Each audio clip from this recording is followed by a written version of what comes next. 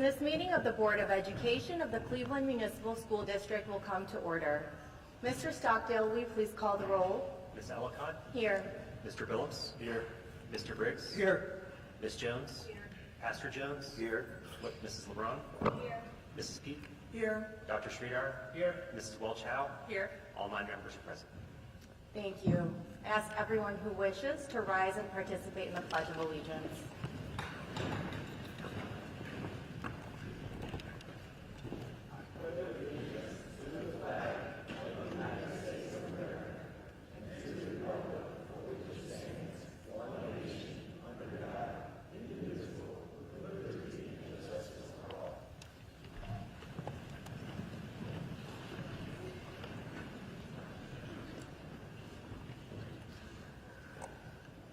All right, thank you. We will begin with our public participation period. This public participation period will be for persons who have previously submitted the online request to speak form to address the board for up to 3 minutes each.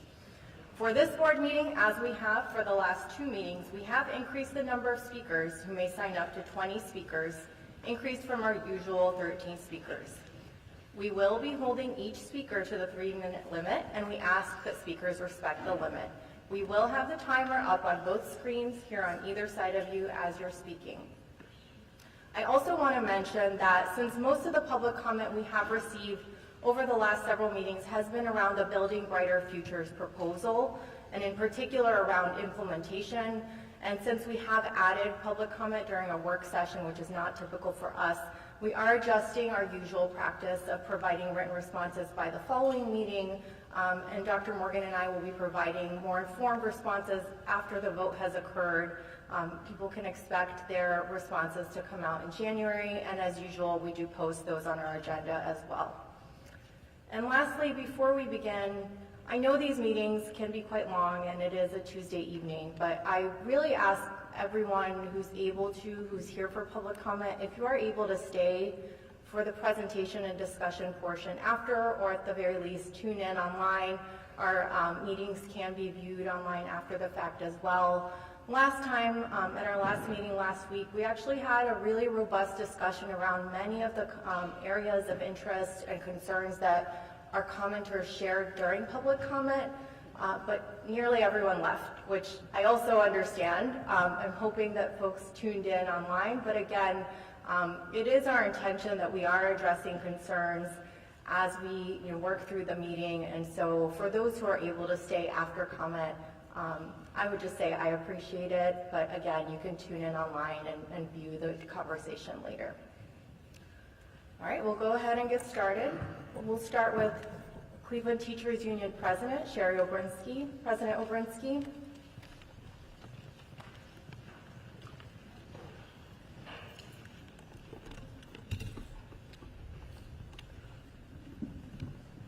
Good evening, Chair Ellicott, board members, CEO Morgan.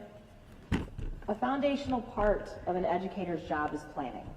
We spend hours attempting to create the perfect lesson plan for each student in our class. We go through materials, IEPs, student data, our students' strengths and weaknesses, their likes and dislikes, all with the goal of creating a lesson that will not only engage each of our students, but meet them where they are and provide learning opportunities so that they're able to work to their full potential and ultimately grow in their learning and ability. And while we strive for perfection in that first attempt, rarely do we hit that mark. So after we teach each lesson, we continue our own cycle of learning through reflecting about what worked and didn't for each child throughout that lesson, analyzing the student work products, determining what they got right and what they didn't, what we need to reteach, often in a completely different way, and where and when we can move on. That's what the board, the CEO, our parents, our students expect us to do. Now you have the power to lead by example. No plan is perfect on the first draft, especially one that is so comprehensive, impacts so many schools, so many children, so many employees and families, so many neighborhoods. It is up to you to do the reflection and make the adjustments to that initial presentation. I've heard it said that feedback is a gift. Well, you've had that benefit of that gift through the testimony that you've received at each of these board meetings, the staff and parent meetings held at each school, the input meetings held last week with the CTU leaders at each of the impacted schools, and even the concerns that I'm sure you've heard as you've conducted your daily life in the community.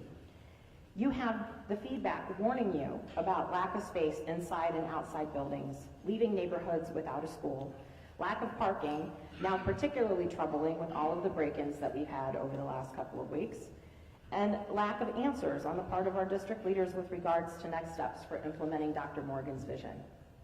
You have the feedback from several Louisa May Alcott parents imploring you not to take away their school community, the only remaining elementary school in our district. And you have the feedback from John Hay, Rhodes, Davis, Marshall, and the other high schools concerned about how their consolidation will impact the great things that are already happening at their schools. You have the feedback from the Euclid Park staff and families worried that there won't be a viable option for their families in their area with the closure of their building. Most importantly, you have the feedback concerning our students with special needs and the haphazard manner in which they're being plugged into building brighter futures rather than as a foundational component. I sincerely hope that whatever is decided this evening, our special education students are guaranteed a seat with their peers rather than shuttled wherever the district leadership decides to stick them. As I have consistently said throughout this month, this absolutely cannot be a rubber stamp moment. Your red pen needs to be a red Sharpie. It is your responsibility to take all that you've heard and do what's right for our kids, our schools, our community. We are all counting on you. Thank you, President Bernstein.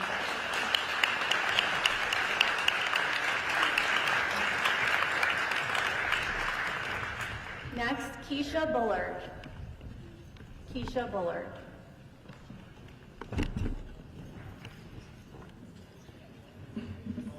Good evening. My name is Keisha Bullard, and I have been a teacher at Bolton for 16 years. I want to share what this merger proposal looks like from the perspective of someone who has lived Bolton's history, its challenges, and the very real progress we are finally beginning to see. There has been 16 years of instability that has held Bolton back. In my 16 years at Bolton, I have worked under 6 principals with leadership change. With each leadership change, the priorities shifted, the expectations shifted, and the support systems shifted. At one point, Bolton had a curriculum specialist, 2 assistant principals, reading and math intervention teachers, a dean of engagement, a computer lab teacher, and a full-time librarian. Today, we have 1 principal, 1 dean of engagement, and a structured literacy coach. I have also taught through 5 different reading curriculums, often without time to fully implement or refine any of them. And because of inconsistent leadership and the constant removal of support systems, phenomenal teachers have left us. Highly skilled educators walked away, not because of our students, but because the instability made it impossible to do their best work. We lost the very programs and people designed to support our scholars. This is what set Bolton back. Not our kids, not our families, and certainly not our teachers. In moving us to Harvey Rice, it won't fix the systematic issues that we're facing. The merger does not address any of the problems created by years of instability. Instead, it introduces new ones. Harvey Rice has an enrollment of about 430 students. Their capacity is about 510 students. Adding Bolton's 209 brings the total to 639. That is 129 students over capacity. Teachers and staff at Harvey Rice, there are some staff members that are working out of closets. There's no plan for the preschool or special ed spaces. And I would implore you to understand, if you don't have an answer to these questions about special ed or preschool, then we need to wait. Transportation is only guaranteed for 2 years, which will push families without cars out of CMSD altogether. This is not a long-term child-centered solution. Bolton is finally stabilizing, and now we need support, not disruption. For the first time in many years, we have a full staff We have a principal, Mr. Dorsey, who's providing the consistency and leadership Bolton has needed for a long time. Please consider visiting Bolton before you make any decisions. Thank you.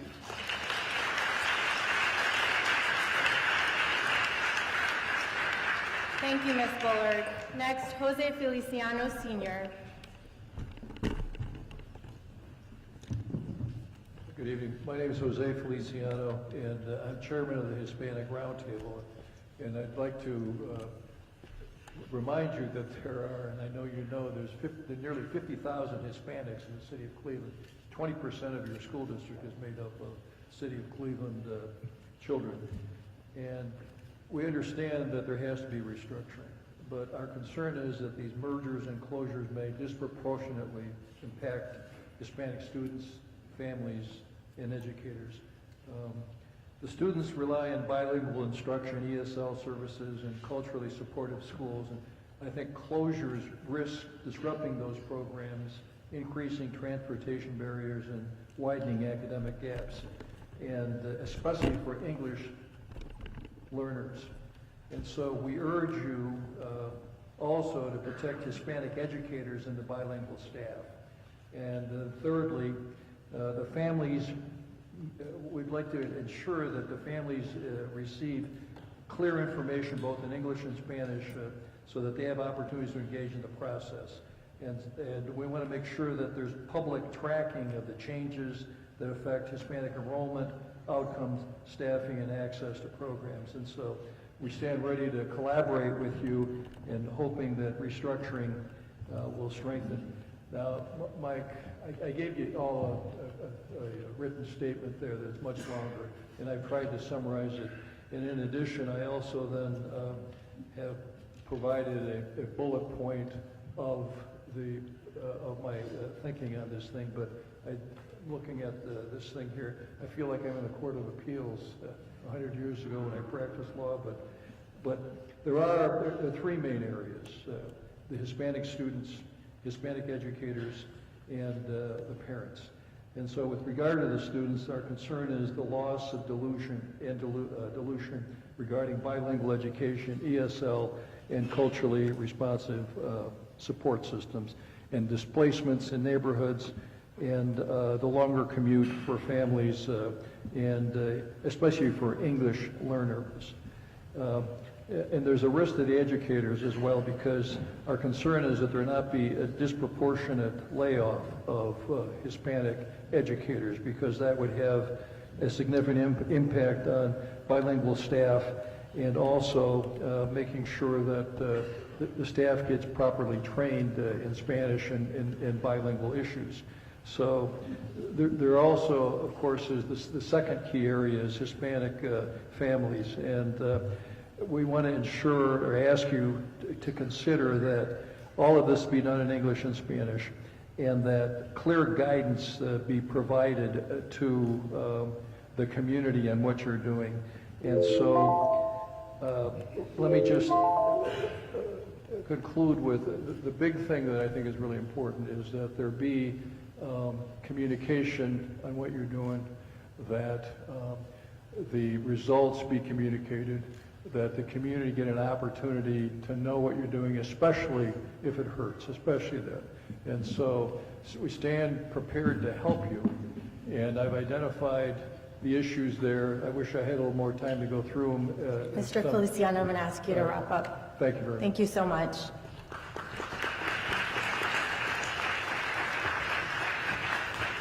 Thank you. Famika C. Bonner.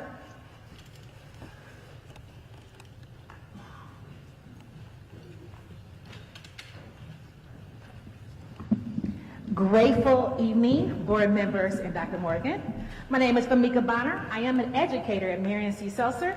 I'm a parent of a child at Davis High School. I am a grandmother of a grandson at Miles, and I'm a Cleveland resident of Ward 11. I am here to express my concern regarding the ongoing transportation issue and lack of security measures at our school. These matters impact the care and well-being of our students and staff. First, let's address transportation. It is December, And yet we are still talking about students not getting picked up and parents not getting through to the transportation department. I continue to email the proper people, and yet nothing is changing. Our children are standing outside in the cold, waiting for buses that never come. We have parents frustrated with the school, and we tell them to call transportation, and they never get through. We have parents who want to track the bus, yet the bus is not moving from the depot because it's the wrong bus on the app. Equally concerning, I am increasingly alarmed by the state of security in our school. Despite having the raised issue a couple of years ago, it feels like deja vu. Currently, we have security present during the morning arrivals, but what happens when a student poses a threat? Just today, I encountered a student wandering the halls without a pass. When I approached him, he aggressively replied, "Shut up or I'm gonna slap you." What if he would have acted on that threat?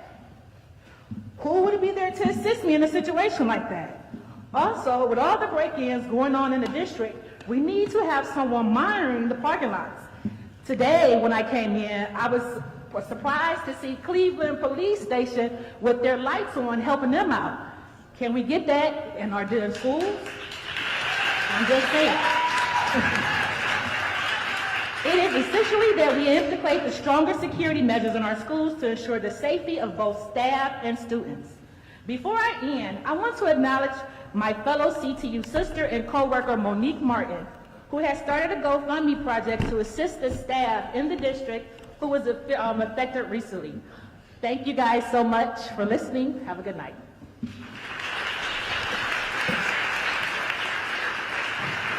Thank you, Ms. Warner. Richard Grayson.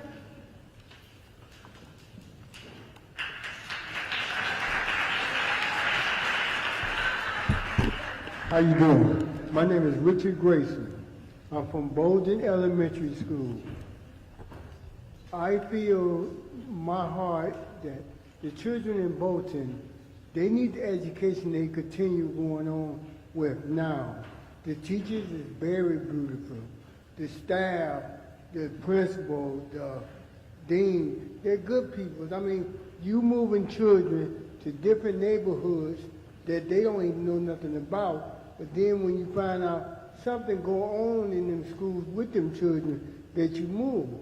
So when you talk about confusing children, you can't, because you won't confuse your children. Because if you move your children to other schools, they'll come home and tell you, we don't know them people, and you can't do nothing about it but look at it.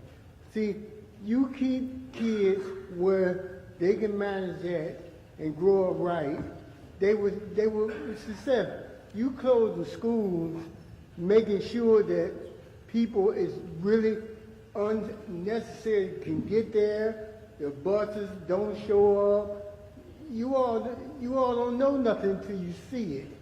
You don't want to see it because when you notice, I lived around children. I've been on buses with kids. I look at kids every day, and these are elementary children. And I'm saying that's for every child in the Cleveland public system.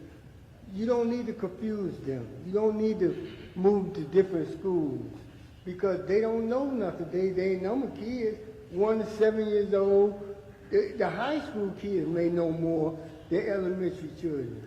But preschool, kindergarten, first and second, they don't know too much. But see, it's like this. You all have to care. Okay, Mr. Morgan, that's the first time I ever seen him. But I was in the meeting one time, I wanted to talk to him, but you all wouldn't let me talk to him. So I left. But now I'm expressing to him, Mr. Morgan, you're a good person. You're doing your job the right way. And that's all you all staff, y'all doing good. Y'all doing a good thing for these children. And I want y'all to keep it up. And make sure these kids go the right direction, not the wrong one. And y'all close the schools, I can't do nothing about that. But y'all understand, Bolden is a beautiful children and a beautiful school. And please, would you keep Bolden open?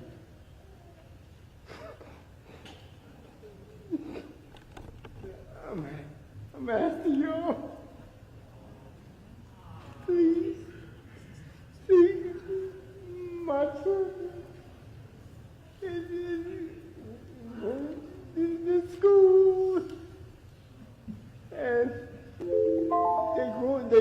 up right. They're not growing up wrong. I got. Thank you, Mr. Grayson. We appreciate you.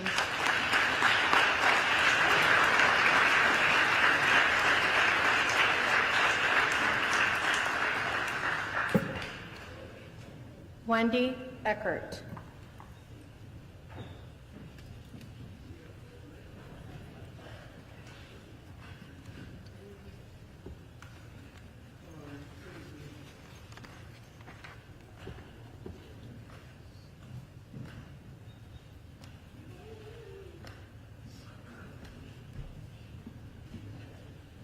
Good evening, Board and CEO, Dr. Morgan. My name is Wendy Eckert, and I'm a CMSD school psychologist.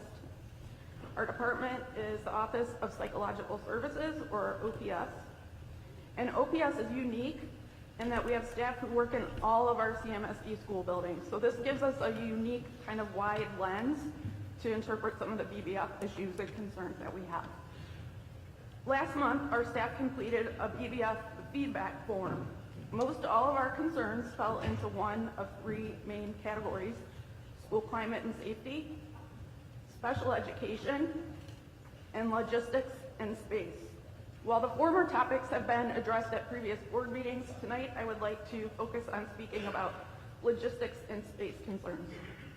First, let me start by telling you some of the things that we do on a daily basis. We meet with parents to discuss their children's needs and how their desires fit into policies. We maintain compliance with state and federal laws that protect our special education populations. And we document services for Medicaid reimbursement. We are first responders. We respond to threats of violence and crisis events that impact students and families at individual and school-wide levels. We might be in an SST meeting. We also, some of us provide individual and group counseling. Most all of our work is dependent upon us having a private and confidential workspace. And this brings me to our major concern: logistics, space, and confidentiality.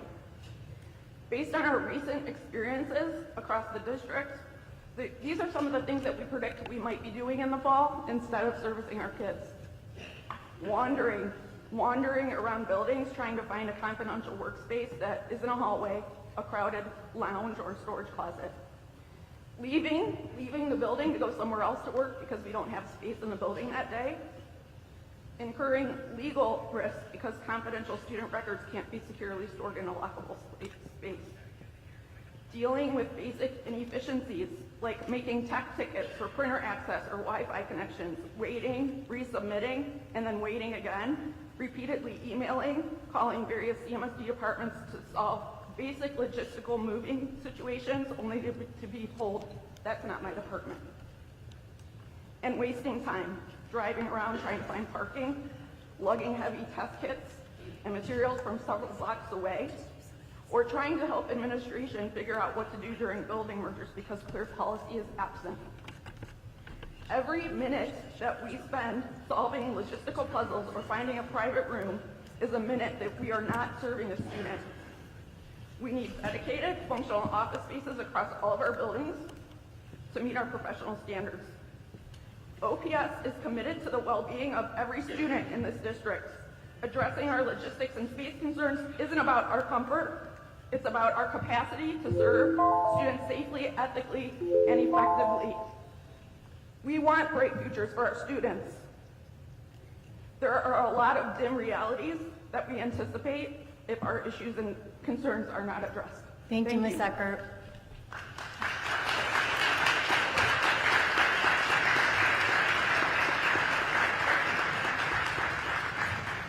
Kelly D.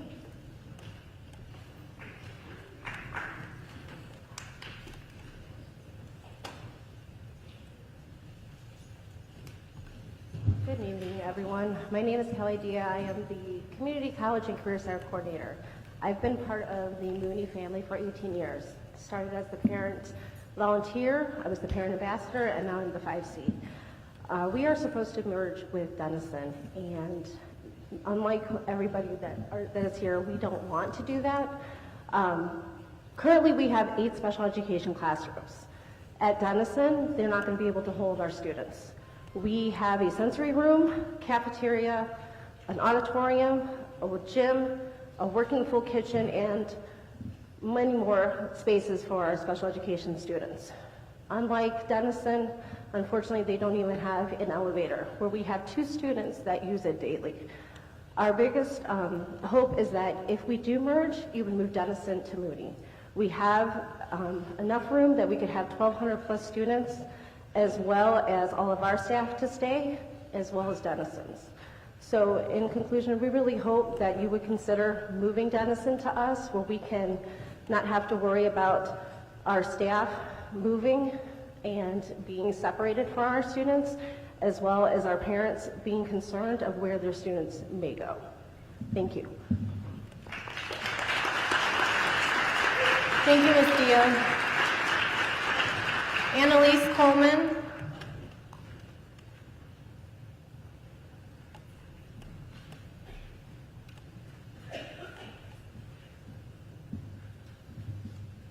Ms. Coleman, if you have materials for the board, please give them to Mr. Bertzloff. Thank you.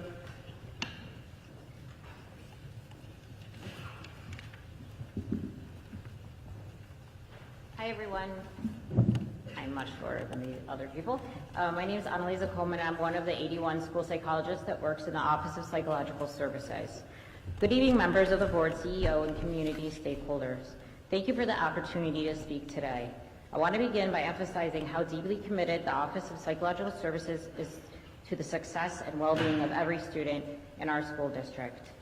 Our mission is clear: to create safe, supportive, and inclusive learning environments where all students, general education and special education alike, can thrive academically, socially, and emotionally. I want to share why school psychologists are essential to CMSD success. Here's some important context. In the year 2000, we had 70,000 students and 8,400 in special education. Today, enrollment is down at 30,000. We still serve 8,679 special education students. The need for specialized support has grown, even as the overall enrollment has declined. We urge the board and the district administration to approach these mergers carefully and ask that they are spread out over a couple of school years and not rush and complete them all at the same time. Research shows large class sizes and inconsistent education hurt both general and special education students. We learned this lesson when a large amount of our students did not return to CMSD after COVID restrictions were lifted. School psychologists help prevent. We are mental health leaders, crisis experts, and advocates for students and families. Every CMSD school psychologist is trained in the Comprehensive School Threat Assessment Guidelines, or otherwise known as CSTAG, and we work closely with safety and security and building threat assessment teams to meet state mandated requirements. This became a mandated requirement about 4 years ago that we've worked closely with safety and security to get our district on board. We also help facilitate suicide prevention and education programs, which became mandated last school year for all students ages grade 6 through 12th grade. Support students returning from psychiatric care.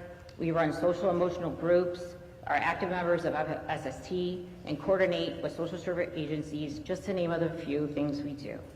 Our office has maintained 99% compliance 2 of the last 3 years. That means only 1 ETR for 1 year was missed. That's it. And we're doing anywhere from 3,800 to 4,000 initial reevaluations and preschool evaluations, meeting all 60-day timelines we did once in the past 3 years. That means 0 out of compliance with that many ETRs to do while we do all the other parts of our job. School psychologists are not a luxury. They're a cornerstone of healthy, high-performing district. By investing in these services and listening to our families and staff, we can uphold CMSD's commitment to safety, mental health, and academic success for every student. Thank you so much. Thank you, Ms. Coleman.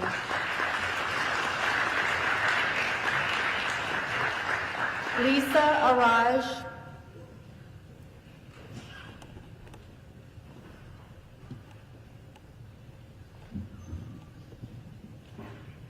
Good evening, members of the board. My name is Lisa Araj. I am the chapter chair of Charles Mooney. Charles Mooney staff understood that building consolidations were coming as part of building brighter futures. However, the announcement that Mooney would merge into Denison shocked our community because the data simply does not support this decision. When comparing the two buildings, the facts are more than clear. Charles Mooney has triple the square footage of Denison, more than double the number of classrooms, more floors, and more than double the building capacity. Mooney can comfortably accommodate all Mooney and Denison students, including every student with special needs. Denison cannot do the same for Mooney. For a true merger, the larger capacity building should receive the smaller, not the other way around. Dr. Morgan stated multiple times on November 4th and 5th that there will be a seat for every student at the welcoming school. Yet families of students with special needs soon received letters suggesting their children may be reassigned elsewhere with no clear answers. Merging Denison into Mooney directly solves this problem. Mooney has the space to keep all IEP students in one location, honoring the district's promise and ensuring stability for our most vulnerable learners. Mooney is also centrally located in Old Brooklyn. It is structurally sound. It holds a higher building score than Denison. We had a score of 60, Denison had a score of 57. Rather than closing a building with a strong foundation, the district should invest in Mooney to continue improving its condition. Mooney is also ADA accessible and has an elevator. Denison does not. Mooney also has a full-size gym, cafeteria, and auditorium. Denison does not. Denison has only a small multi-purpose room, meaning meals, gym classes, and events share only one space. Moving Mooney students there would overcrowd this area, while merging Denison into Mooney would allow all students to use appropriately sized facilities. Mooney also offers more encore classes, more sports, and more high school credit opportunities than Denison. Finally, we urge the district to maintain all pre-K classrooms, all pre-K classrooms. Pre-K is the gateway to long-term CMSD enrollment. Mooney has the space to keep every pre-K room from both schools, and we need our pre-Ks. Another advantage of merging Denison into Mooney.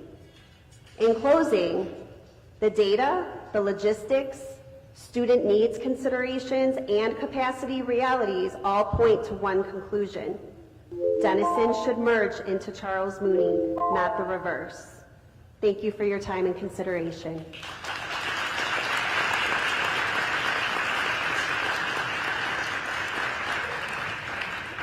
Thank you, Ms. Araj. Next, Rose Marie Roman Caban.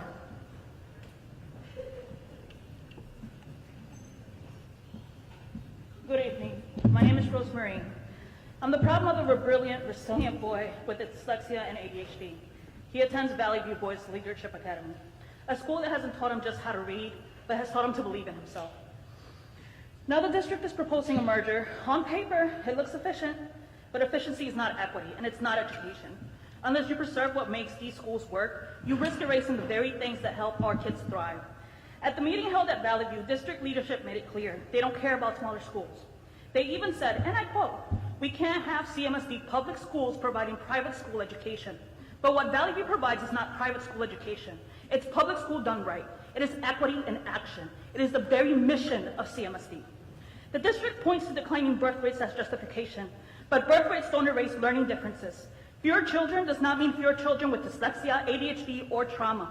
In fact, smaller cohorts make individualized support more feasible, not less necessary. And this merger raises profound concerns about the well-being of children with individualized education programs. Families are being asked to make critical school choice decisions without the most basic assurances, whether the receiving schools will have the appropriate resources, staff, and support to meet our children's legally mandated needs. This lack of transparency is not only unfair, it is detrimental to the education and emotional stability of our most vulnerable learners. Children with IEPs require consistency, specialized services, and environments tailored to their unique learning profiles. A merger of this magnitude disrupts established relationships with intervention specialists, therapists, and support staff. It risks dismantling carefully coordinated systems that parents and educators have worked tirelessly to build. Without clear information about how services will be maintained or expanded, families are being left to guess whether their child's needs will be met. For children who rely on predictability, trust, this certainty can lead to regression, anxiety, and loss of progress. Meanwhile, the district's current approach seems to elevate gifted programs at the expense of IEP learners. Let me be clear. Gifted students deserve support, but research shows that they are proportionally more likely to thrive after high school, succeed in college, and access opportunities even with peer interventions. By contrast, students with IEP without early and consistent intervention are far more prone to struggle, disengage, and even drop out. So I ask, is the district intentionally creating dynamics where gifted students are positioned to succeed while IEP learners are being left behind? Because if so, that's not equity. It's systemic neglect, and it risks playing out on a larger scale under the very laws and policies CMSD claims to uphold. It is clear the CMSD is being run like a business. Our children are our commodity. Their education is the product. Test scores and success metrics become your profit margin, while taxpayer dollars are your investment capital. But when education is reduced to a transactional framework, the humanity of children, especially those with disabilities, is overshadowed by efficiency targets.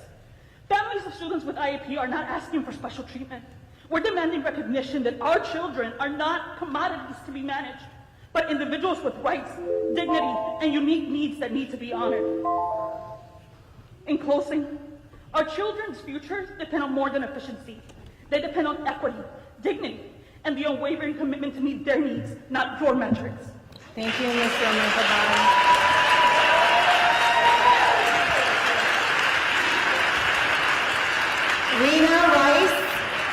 Rena Rice.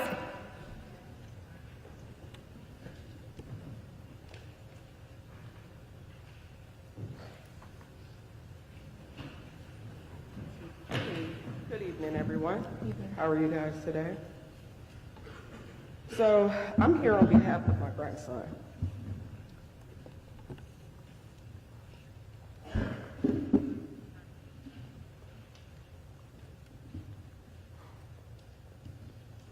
DeAndre is a special ed education student at Bolton. This year has been a challenging year for him from the start.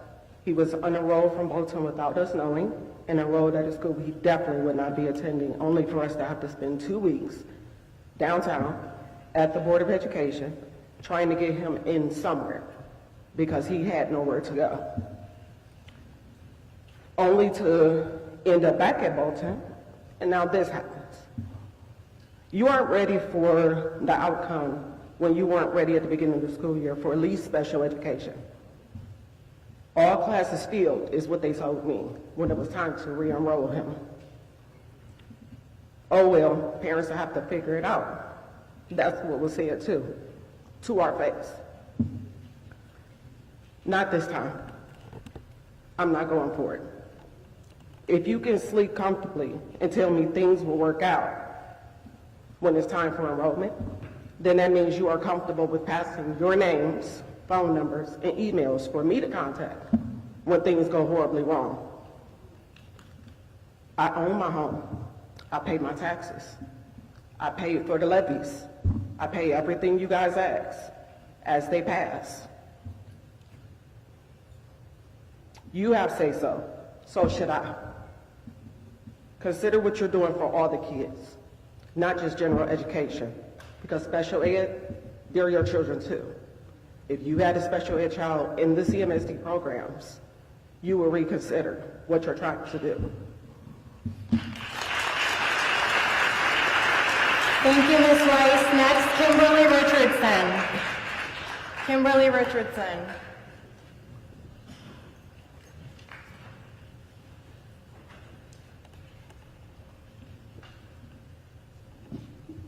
Good evening, members of the board. My name is Kimberly Richardson, and I stand before you not only as an educator, but as a teacher of neurologically diverse students in a self-contained classroom. You know, those students who need stability, predictability, specialized instruction, and environments that honor both their challenges and their strengths. See, Bolton is not just a place where I work. It's a safe haven for students who often struggle to find places where they're accepted, understood, and supported. When you talk about closing Bolton, you're not simply making a structural decision, you're disrupting the delicate ecosystem that allows my students to thrive. So for many of my students, sudden transitions are not minor inconveniences, they're traumatic. Changing buildings, routines, teachers, peers, and supports can trigger regression, anxiety, and behaviors that set back months or even years of progress. What feels like a logistical adjustment on paper becomes a life-altering upheaval for the children that I teach. And if Bolton closes, many students, including mine, will be pushed into schools already stretched to capacity. Let's be honest, overcrowding doesn't just decrease academic quality.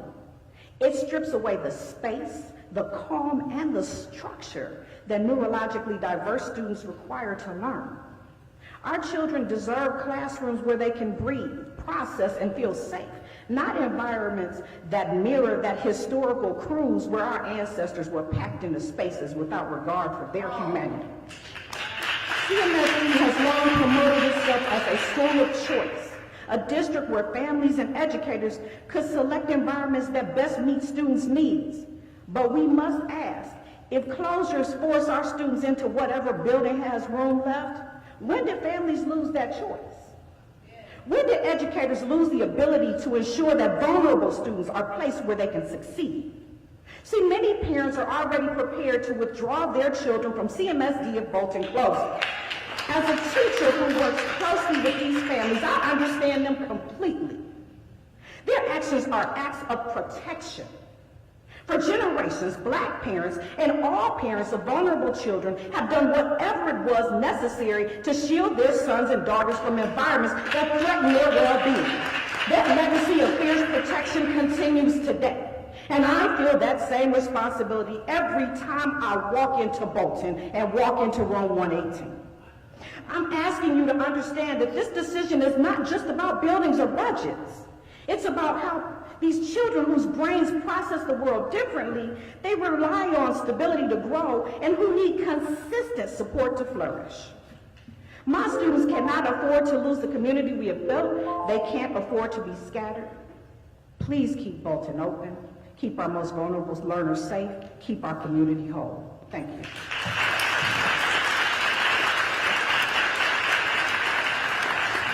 Thank you, Ms. Richardson. Andre P. White.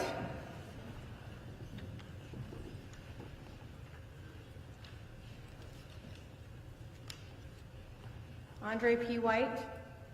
Debbie Gregory.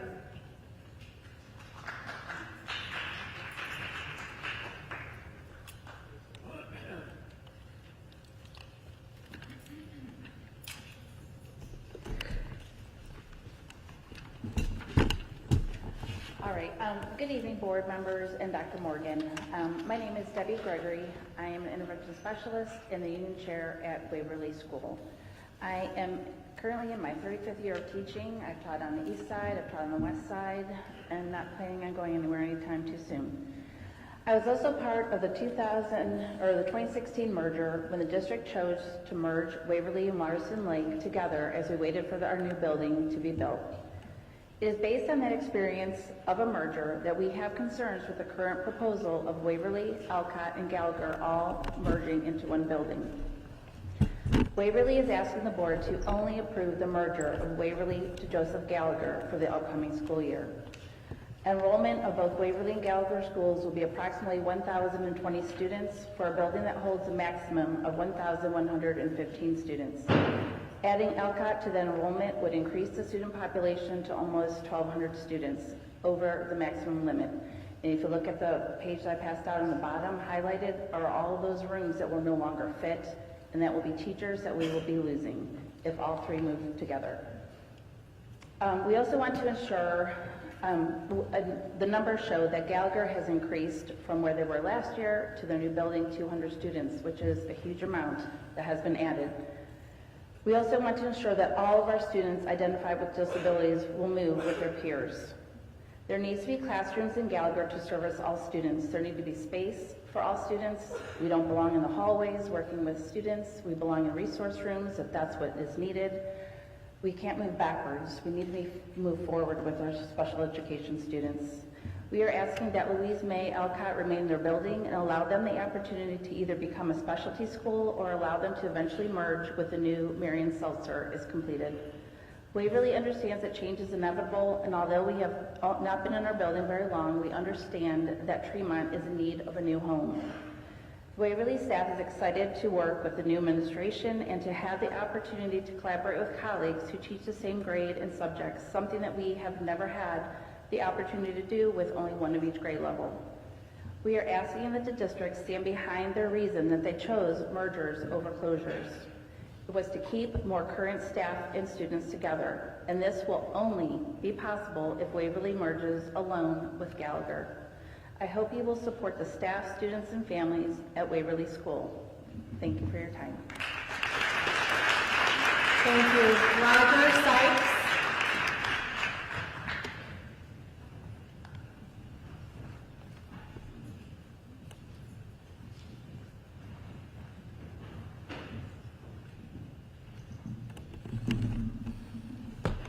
Good evening to Board Chair Ellicott, board members and CEO Dr. Warren Morgan.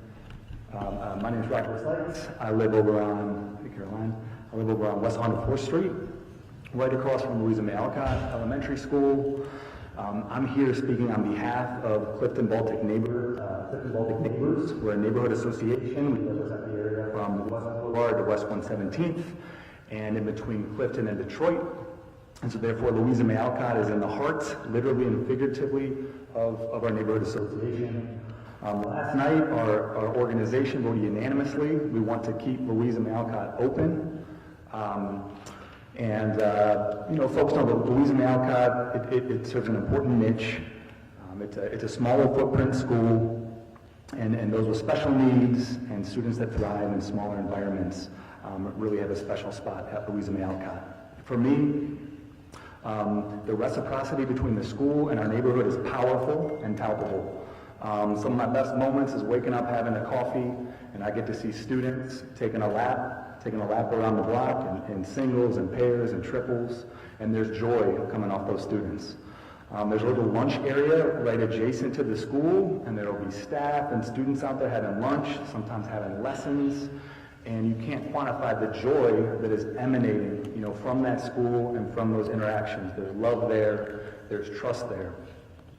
The crossing guards, we got Frank at West 104th and Baltic, Sabrina at West 110th, and then Renee at Clifton and West 104th. These crossing guards, they know us, they engage our neighbors, they know the students, they share that love with our neighborhood. All that helps to build trust. Louisa May Alcott, this entity, it builds real trust in our neighborhood, and we need that so desperately. I wanted to make sure that the board is aware, and other folks in this room who are interested in Louisa May Alcott specifically, and standing in solidarity with any groups advocating for their schools. We have an organized group of residents. We represent the sentiment, the real specific sentiment of neighbors who live in that area. So if we can be helpful, if we can help to organize and provide that input, Clifton Baltic neighbors who want to do that. I do have a letter from our neighborhood association. I'll let to leave it for a point of contact to anyone here. And then again, anyone that's here tonight, I'd love to talk with folks if you're interested in Louisa May Alcott to see how we can collaborate. Thank you so much. Thank you. Christopher Lowry, if you have documents, please give them to Kevin Bertzloff over to my left. Thank you. Christopher Salary.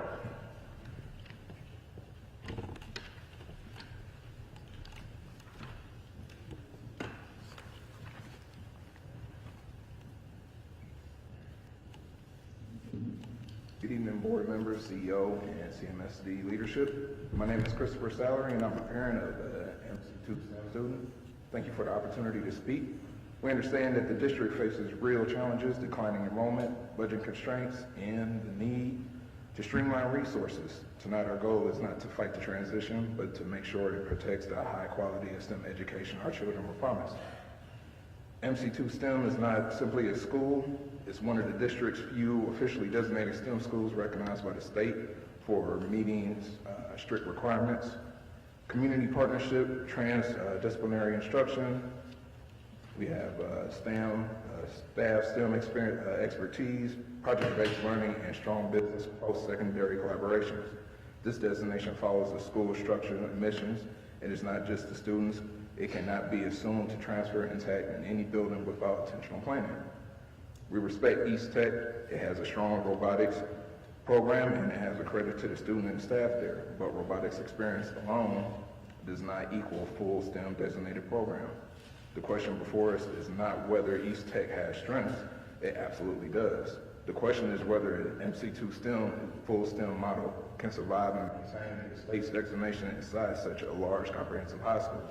Tonight we want to offer a constructive alternative, not resistance, but alignment with the district's own buildings, variety of feature program.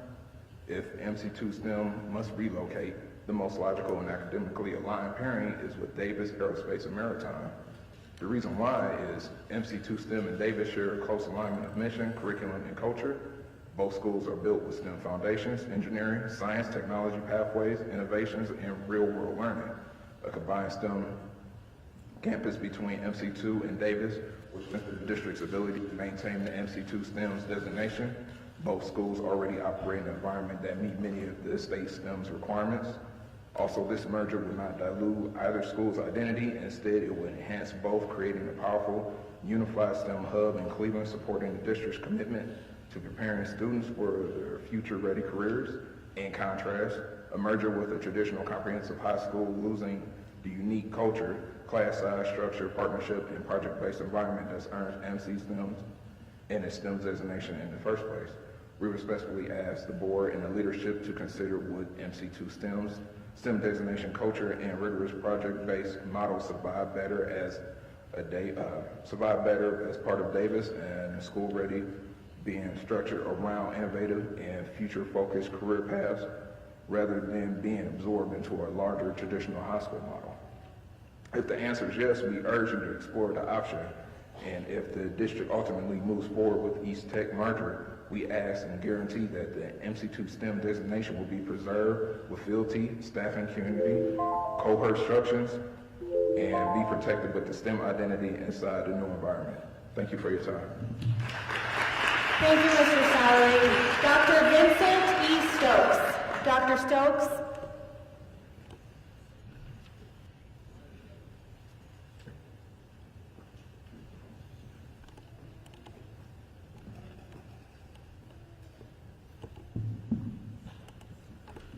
Good evening. I probably more than anybody in this auditorium tonight have every reason not to support Building Brighter Futures. On May 14th, this board, at the recommendation of Dr. Morgan, voted 8-1 to terminate my employment with CMSD. Pastor Jones was the lone no. On paper, I was fired because I missed 4.5 days of work after being assaulted by a student applying for assault leave and having a planned surgery. But in reality, because I am a loud black man, unbossed, who refuses to bow when something is wrong. So when Dr. Morgan introduced Building Brighter Futures a year ago, I didn't trust it.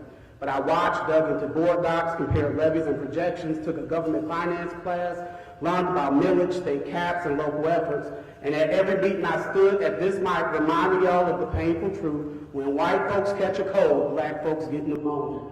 And after all of that, even after being fired and denied unemployment, I made a decision. I support Building Brighter Futures. Not because I trust this board, history shows I cannot, but because the math, the money, and the moment demands it. It makes sense to merge schools so students at JFK finally get the same opportunities as students at John Hay. CMSD has run a semi-private school inside a public district for decades. The Haas Campus International, Bar, and John Hay thrive. The have-nots, Bethune, Dickens, and Collinwood were left to survive on fumes. We celebrate athletes and forgot scholars. As long as black kids can run a ball, catch a ball, or carry a ball, that was enough. But our kids can calculate, innovate, create, and dream if we give them the same resources. Y'all let Eric Gordon build brand new buildings with no scholars to put in them. Now we're mad at Dr. Morgan for trying to prevent the state takeover sitting at the door. And when the state steps in, they will not ask for community input. They will merge, slash, dismantle communities and the union with one sweep of the sickle.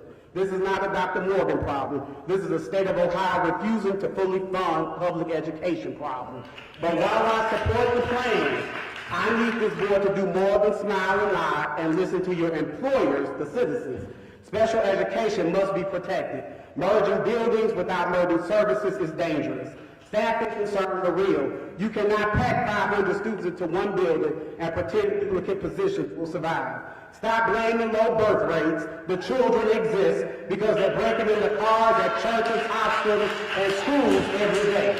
And stop rewriting history by blaming Dr. Morgan or Mayor Beard for 16 years of decisions made by Barbara Byrd Bennett, Eugene Sanders, Eric Sanders, and Mayor Jackson, who dug this financial ditch. Tonight is my last school board meeting, not because I'm gone. I'll always be here. But now that I'm on city council, I've got to go raise hell over there on Tuesday. And don't worry, I'm still close enough to keep holding your feet to the fire. And in the words of my 92-year-old grandmama, you better use your head for something more than a hat rack. Because if we don't, we're all going to lose, and the children will lose the most. And give me my job back.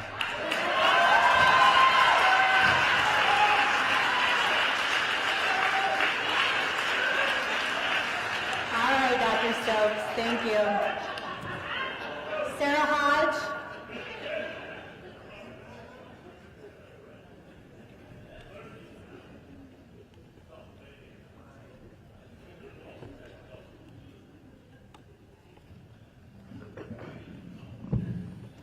Good evening. Building educationally requires a good curriculum, trust, and community building. Building Better Futures as presented contains no avenues to build and actually creates a further long-term financial instability. As a result, I stand in opposition and ask that the board either vote no or table Building Brighter Futures. This is a school closure plan that asks for 18 buildings to close. By Ohio law, one of two outcomes must occur. First, all 18 schools must be offered to for-profit charter school systems, which will further drain our finances through vouchers and place increased strain on CMSD transportation. Or second, we wait to sell, repurpose, or demolish the property. The latter might be acceptable if CMSD didn't already have schools like Audubon sitting since 2011, bringing down property taxes, values, and eroding the beauty and safety of our community. The plan also creates an increased expenditure for transportation.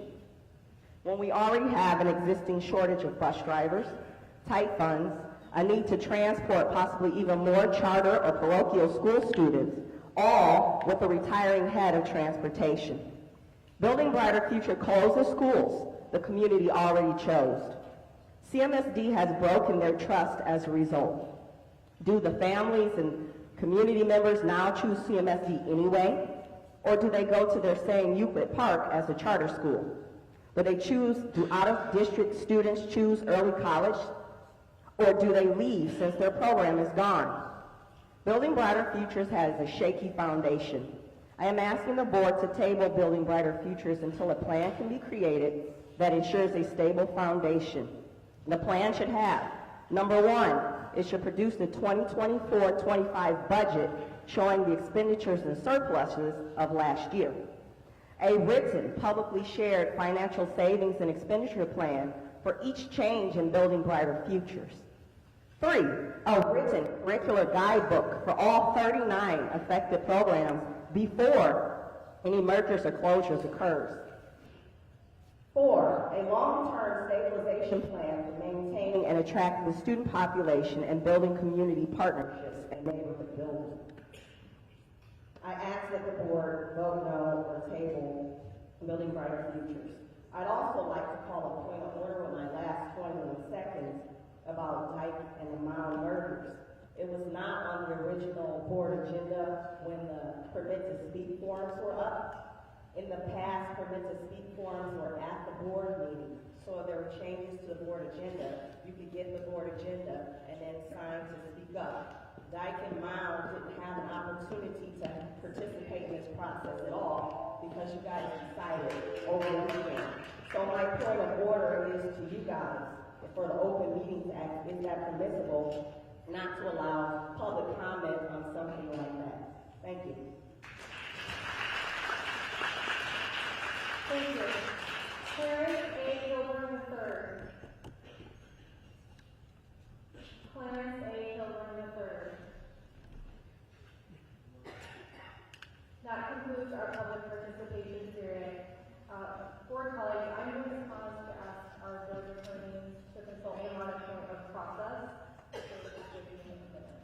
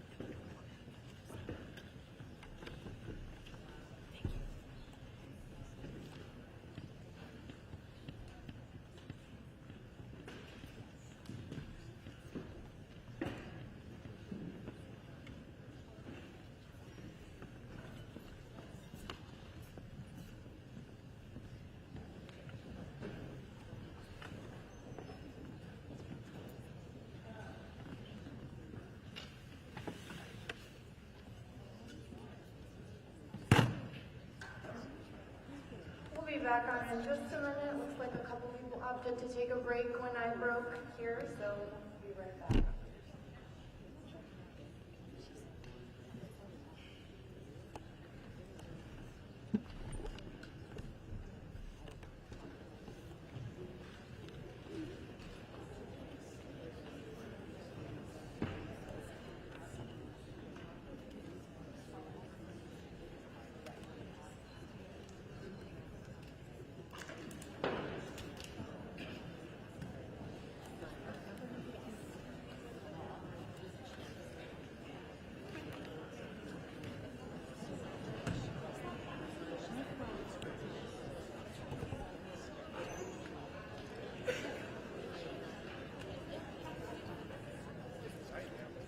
All right, our recess is over.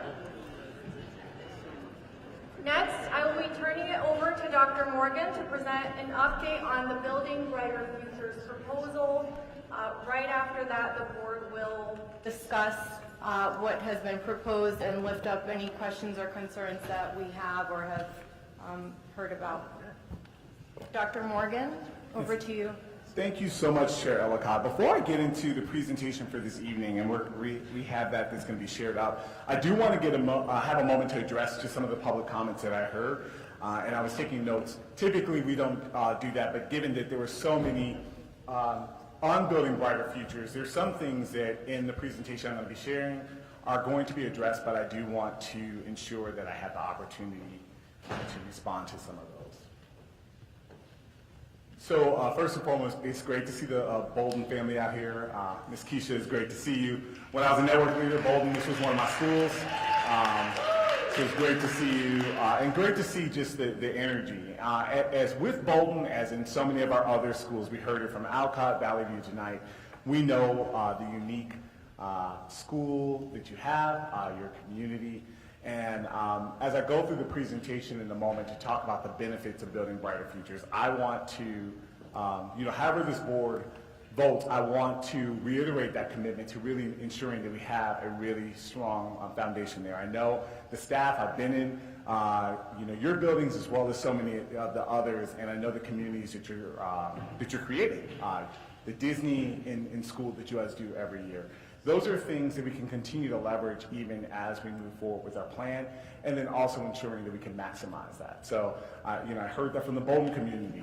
Hearing it again, from the Denison and Mooney community. I know I'll talk about that in a moment.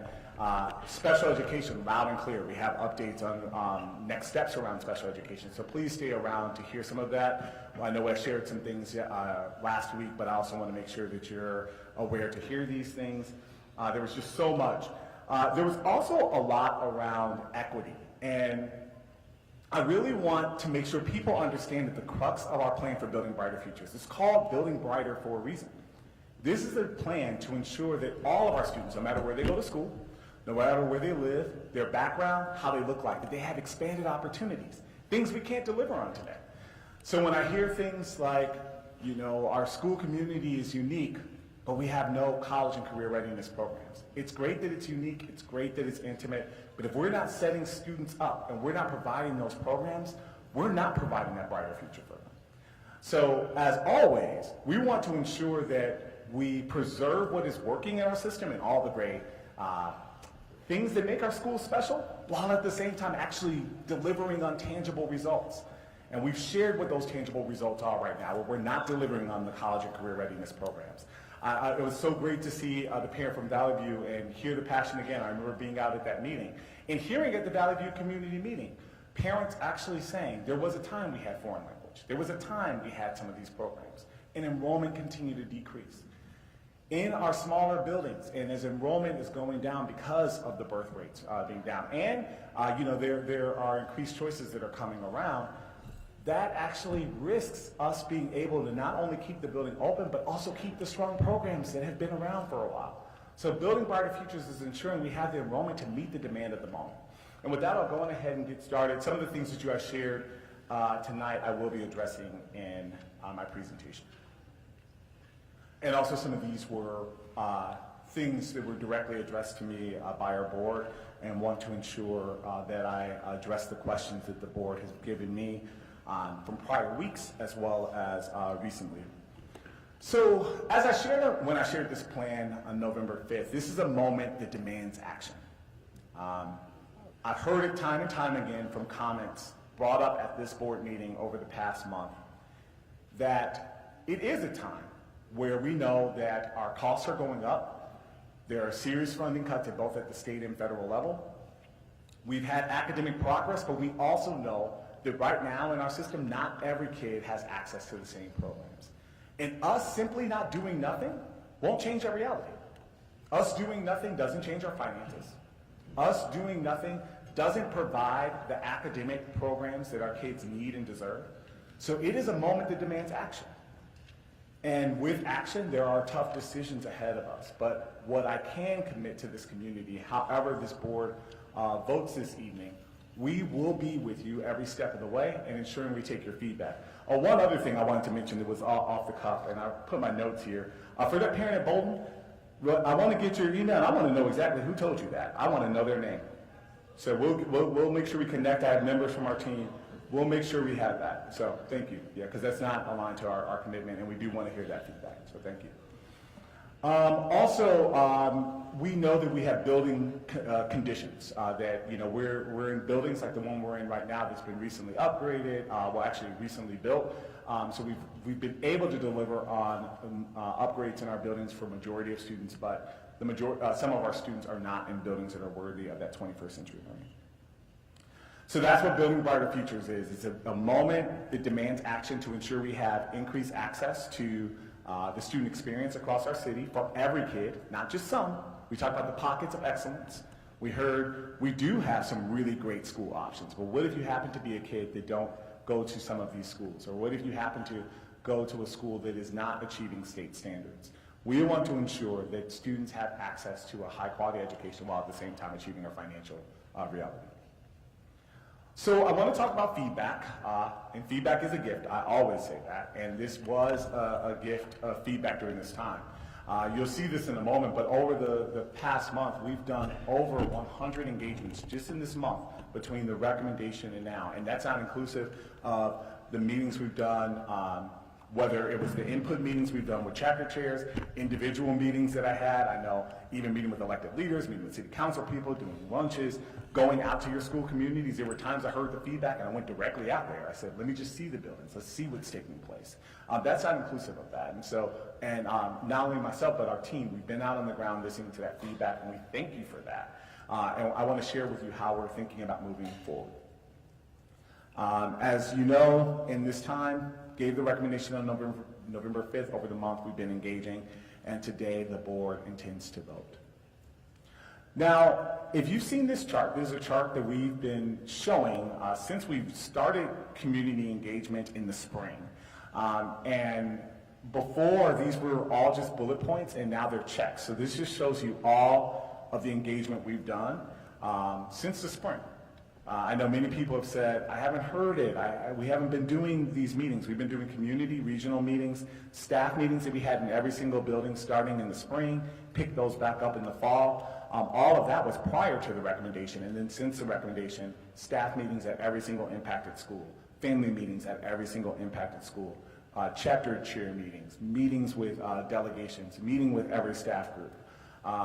As well as having individual meetings to support these concerns. So we've done that engagement throughout that time and getting a lot of pieces of feedback. As I mentioned before, in this month we've had over 100 meetings between the impacted family and community meetings, the staff meetings, the chapter chair meetings. And I thank you for those chapter chair meetings because people showed up with their facts. They showed up with the data case. And we met and we reviewed all of those. And some of those things you'll be seeing tonight in terms of how we responded to it.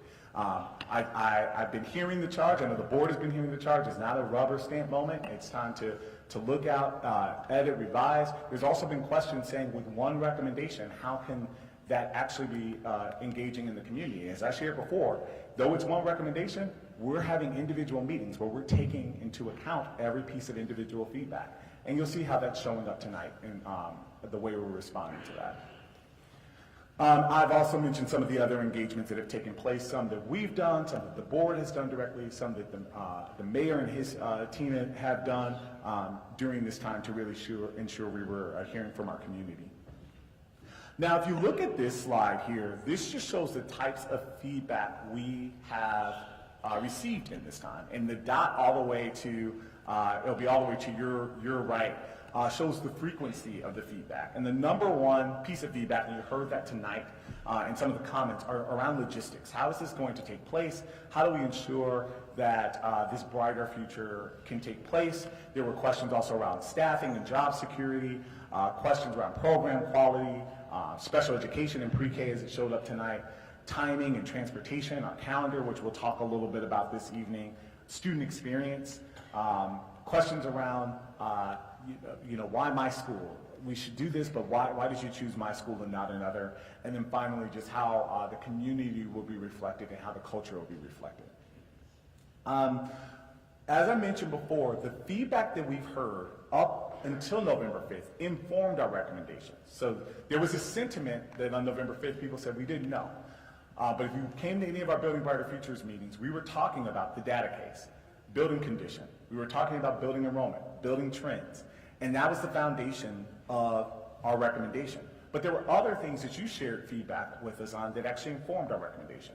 The timeline and process, the data that we were gathering, the other information we should consider, such as report card rating, which I remember when there was actual charge to say, we know you're looking at building condition, but are you actually ensuring that kids actually have an opportunity to go to a better school? And we were able to deliver that in all but one recommendation, where every single recommendation, students are either going to an equal or better star rating school. That came from your feedback. That came from your feedback, that there are mergers over closures. These were things we heard from the community, saying that when we close buildings and staff and students have to pick a school without having an assigned seat at a welcoming school, that's disruptive. We listened to that feedback, and that's what informed the November 5th recommendation. Now, after November 5th, and what led into what we're saying tonight, we've heard a lot. The first thing I would say we've heard the passion of this community. And however it goes tonight, I want us to carry that passion, not only when a decision is happening in the school, but carry that passion because we all care for our scholars and for our babies in our community. Our kids need that advocacy. Our kids need that passion moving forward. And so we want to carry that same energy. And this time of listening to our community, it's reaffirmed the commitment and the promise and possibility of CMSD and our families. We also, there were a few things that we heard that prompted recommendation changes. So in a moment, you're going to see in some cases where there were some prompted recommendation changes and what those slight changes meant.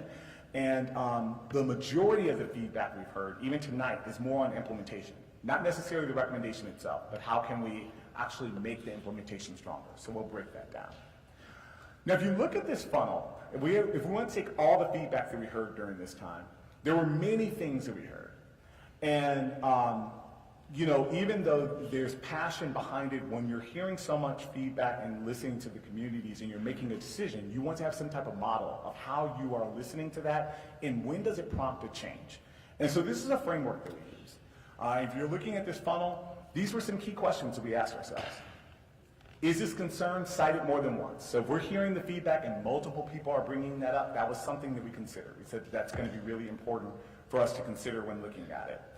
The other thing we wanted to know was, is there a strong data case? Going back to the data case that we shared here, is there a data case here? You know, I know hearing from the Mooney example tonight, like we're a larger building. Look at us for some of these data cases. Maybe you give a different look. Maybe you shouldn't do this. So maybe a school like that, when listening to Mooney, you say, okay, it passes this check. But then you want to keep going down the continuum of some of the questions here. Oh. Let me go back. Sorry. Are the maximum benefits achieved through building brighter futures? And when I talk about the maximum benefits, you probably remember this chart from the recommendation day. That through the Building Brighter Futures recommendation, this is what's going to be improved for students in impacted schools. And in some of these recommendations, if you do this, such as in the Mooney-Denison example, Mooney's actually a lower star-rated school than Denison. It actually flips. It flips in terms of the ability of students to go to a higher-rated school. It changes the benefits in some cases where you say, take a school like Alcott and keep it open. You can't do that with achieve the financial savings. So one of the things when looking through this framework, we wanted to know, can we achieve the maximum benefits for students first? Thinking about that chart where students will actually have benefits and also the system-wide benefits. The other thing we want to look at, can we be consistent? If we make this decision, is it a one-off for this community while another community can say, what about us? And so we took it through this continuum of questions. Oh, another question, can choice? Because there were some families that said, we just want to choose another school. We are an open choice system, and families have that choice. You can choose another school, another system. So can choice or implementation factors solve this, other than changing the recommendation? So we took it through this continuum. And in most cases, of all the examples we've heard, there were different things we've listened to. So I want to lift a couple of those examples. I remember hearing from the Euclid Park community, and at this last board meeting, the charge was come out to the meeting. I went out to the Euclid Park community meeting, great school community. I always say that of the Euclid Park school community in terms of the culture that you have there. I know of running your 5K race that you have. And one of the things that was shared there was about their building. And you gotta love not only the culture that was there, but they took me as well as our Deputy Chief of Schools, Aaron Frew, throughout the school, and they had labeled all the classrooms. And what I loved about it, they were like, this will be our future first grade class, our future second grade class. We get up on the second floor and it was like, you know what, we're missing 2 classrooms. Future 7th grade class, future 8th grade class was pinned to the wall because they don't have the space. They don't have the space. So right before our eyes, even though that was beautiful, I love solutions. Right before our eyes, we saw why we could not do that. I remember getting an email from a teacher at Stephanie Tubbs Jones and said, you know what? We're going to FDR, and that building, we're a newer building. FDR is a little older, and you're saying the students are going to an equal or better building condition score. What about us? Well, a couple of things to think about it. One, Stephanie Tubbs-Jones is at 83 in terms of its building condition score, and FDR is a 79.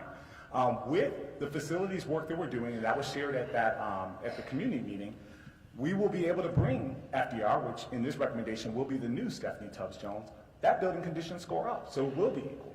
And actually, that building is larger. It can house more students. So we are looking into it. We're hearing your feedback.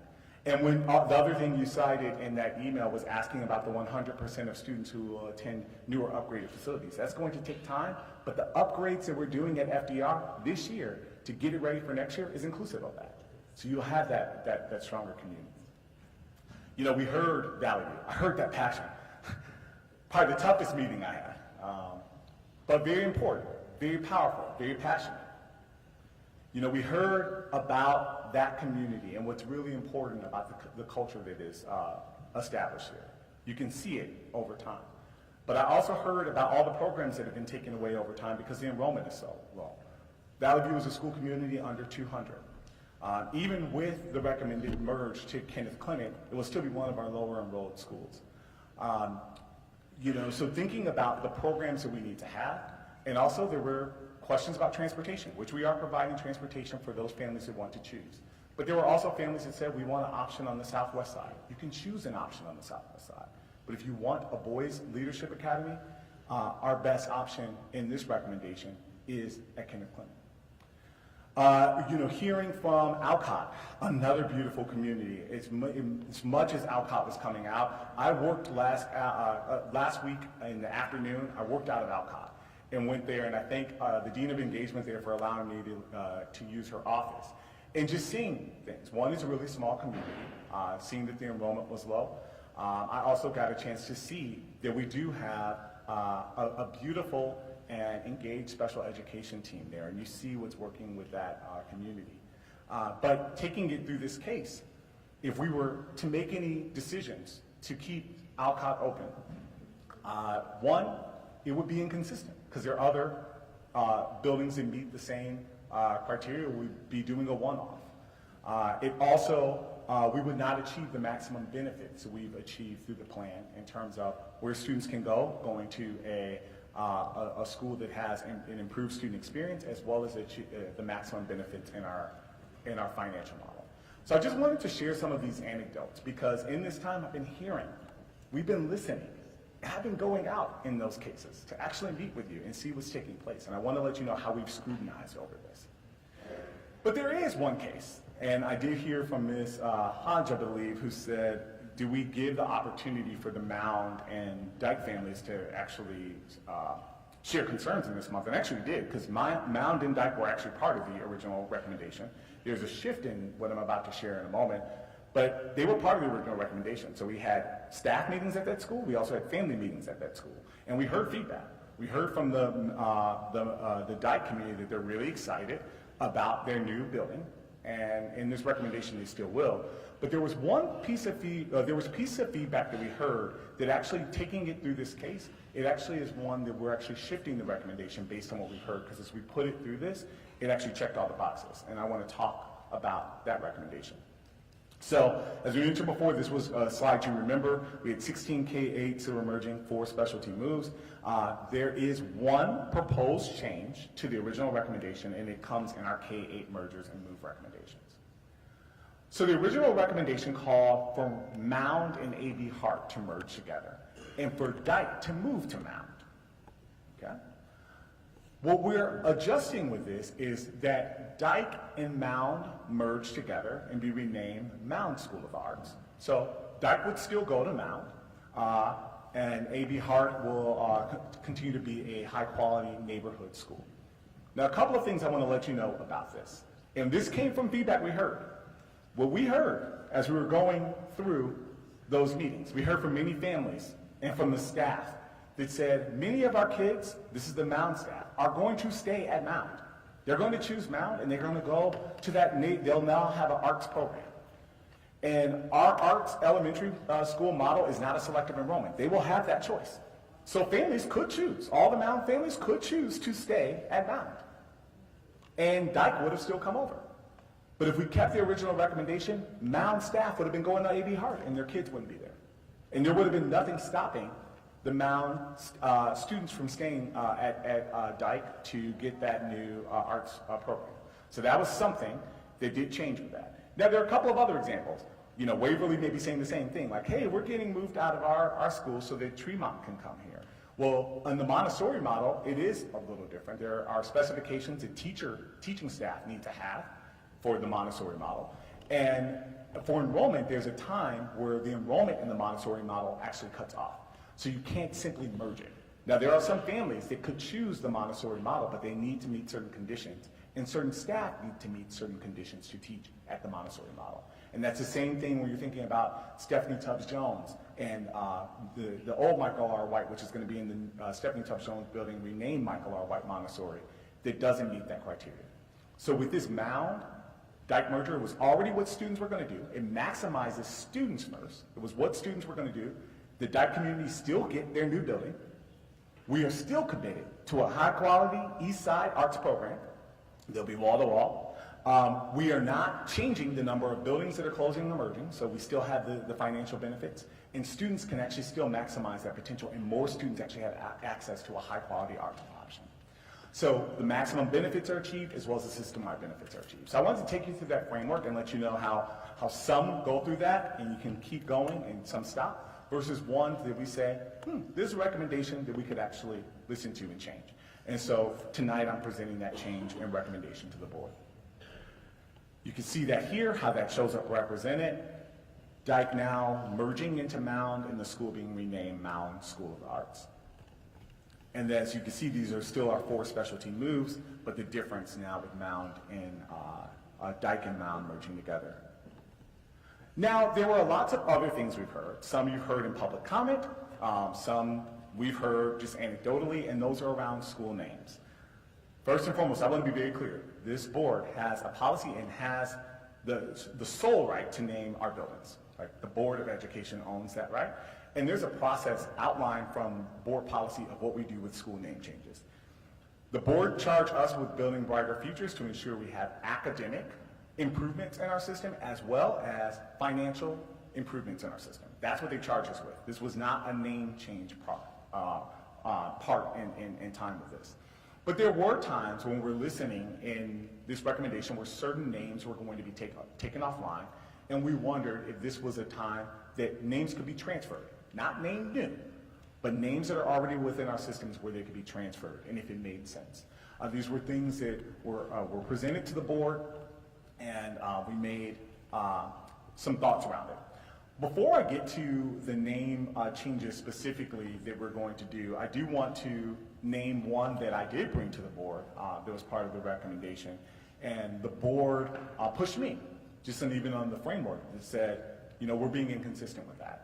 And so I listened to the John Hay community. That was a community I spent a lot of time with, not only going to that community meeting, meeting with the foundation board, meeting with students, many of the John Hay students at Science and Medicine.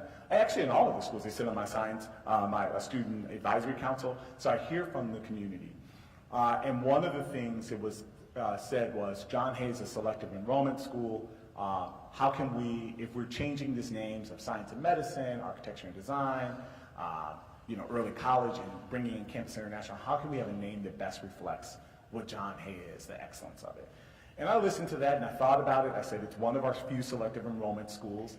We have Bard Early College, which is a selective enrollment. We have Cleveland School of the Arts, which is a selective enrollment. And I brought an idea to the board on a name change. And the board pushed me on that.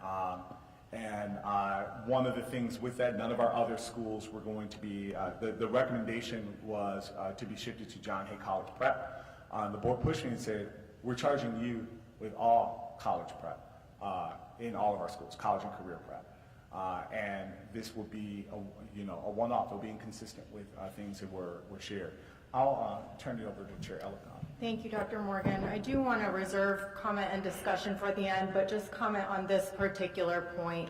And if board members have additional comments on this particular point around the John Hay proposed renaming, I wanted to add some color. So as many folks know, the board did have a publicly noticed public meeting this weekend. And during that time, and actually prior to that, because Dr. Morgan and I do talk one-on-one, as you might assume, Dr. Morgan was thinking deeply about what to propose as the name for the John Hay campus, which will merge the 3 schools that are there now alongside Campus International under the current proposal. And he shared what his thoughts were. I will share a summary of the board's discussion. And first, I'll say I've served on this board for almost 7 years, and I've consistently heard the same feedback from the community, right? There is variation, but in terms of the top issues, they are get our kids academically prepared, provide them a real equitable opportunity to learn math, reading, writing, get them ready for post-secondary at an equitable level. And it's something that many of us who have heard from the community. We've heard these same topics come up in many of our listening engagements, in our CEO search a couple of years ago. Feels like it was so long ago now, Dr. Morgan. We've been through so much together. But the charge of the board to Dr. Morgan has been, we shouldn't have to name one school specifically to ensure that it is a college prep school. One school should not get elevated as the one that gets the name that resonates around college prep, because all of our schools have to prepare our students to go to college. That doesn't mean that every student will go to college. It means that everybody has a meaningful opportunity because we have prepared them so that they are in a position to choose. Because if you don't prepare a student to go to college and they go straight into career, that's not a choice. There's nothing wrong with going straight into career, but there is something wrong with a school system that does not give every child the opportunity to choose their path because they've been academically prepared enough to do that. And so we pushed Dr. Morgan to, we let him know that our feedback was that we would want to approve a school named John Hay High School because a high school prepares you for anything that comes next. No matter what part of the city you live in, no matter what your personal situation, no matter what your race, your income, that is our charge to you, Dr. Morgan, that every high school in the district provides these opportunities for our students, and that is where the recommendation change for that name came from. Is there any additional comment on that particular point? All right. Thank you. Thank you. All right, we'll turn it back over to you, Dr. Morgan, and then we'll reserve more comment for the end. Thank you so much, and appreciate that push and charge. The other thing I heard from the community on high school name changes was Benjamin O. Davis Jr., which was the name of our original aviation school many years ago. So it's a name that was once in our system, and there was a question around junior and high school, and wanted to name. People were saying, what? If there's a junior behind, won't they think that there's a junior high school? Well, even in our own system, we've had Martin Luther King Jr. High School. And there's several Martin Luther King Jr. high schools. We will manage, we will get through it. The Benjamin O. Davis Jr. legacy, which Davis currently is named after, will continue to reflect that. So I just wanted to let you know we heard that, and there are many examples like that across the country.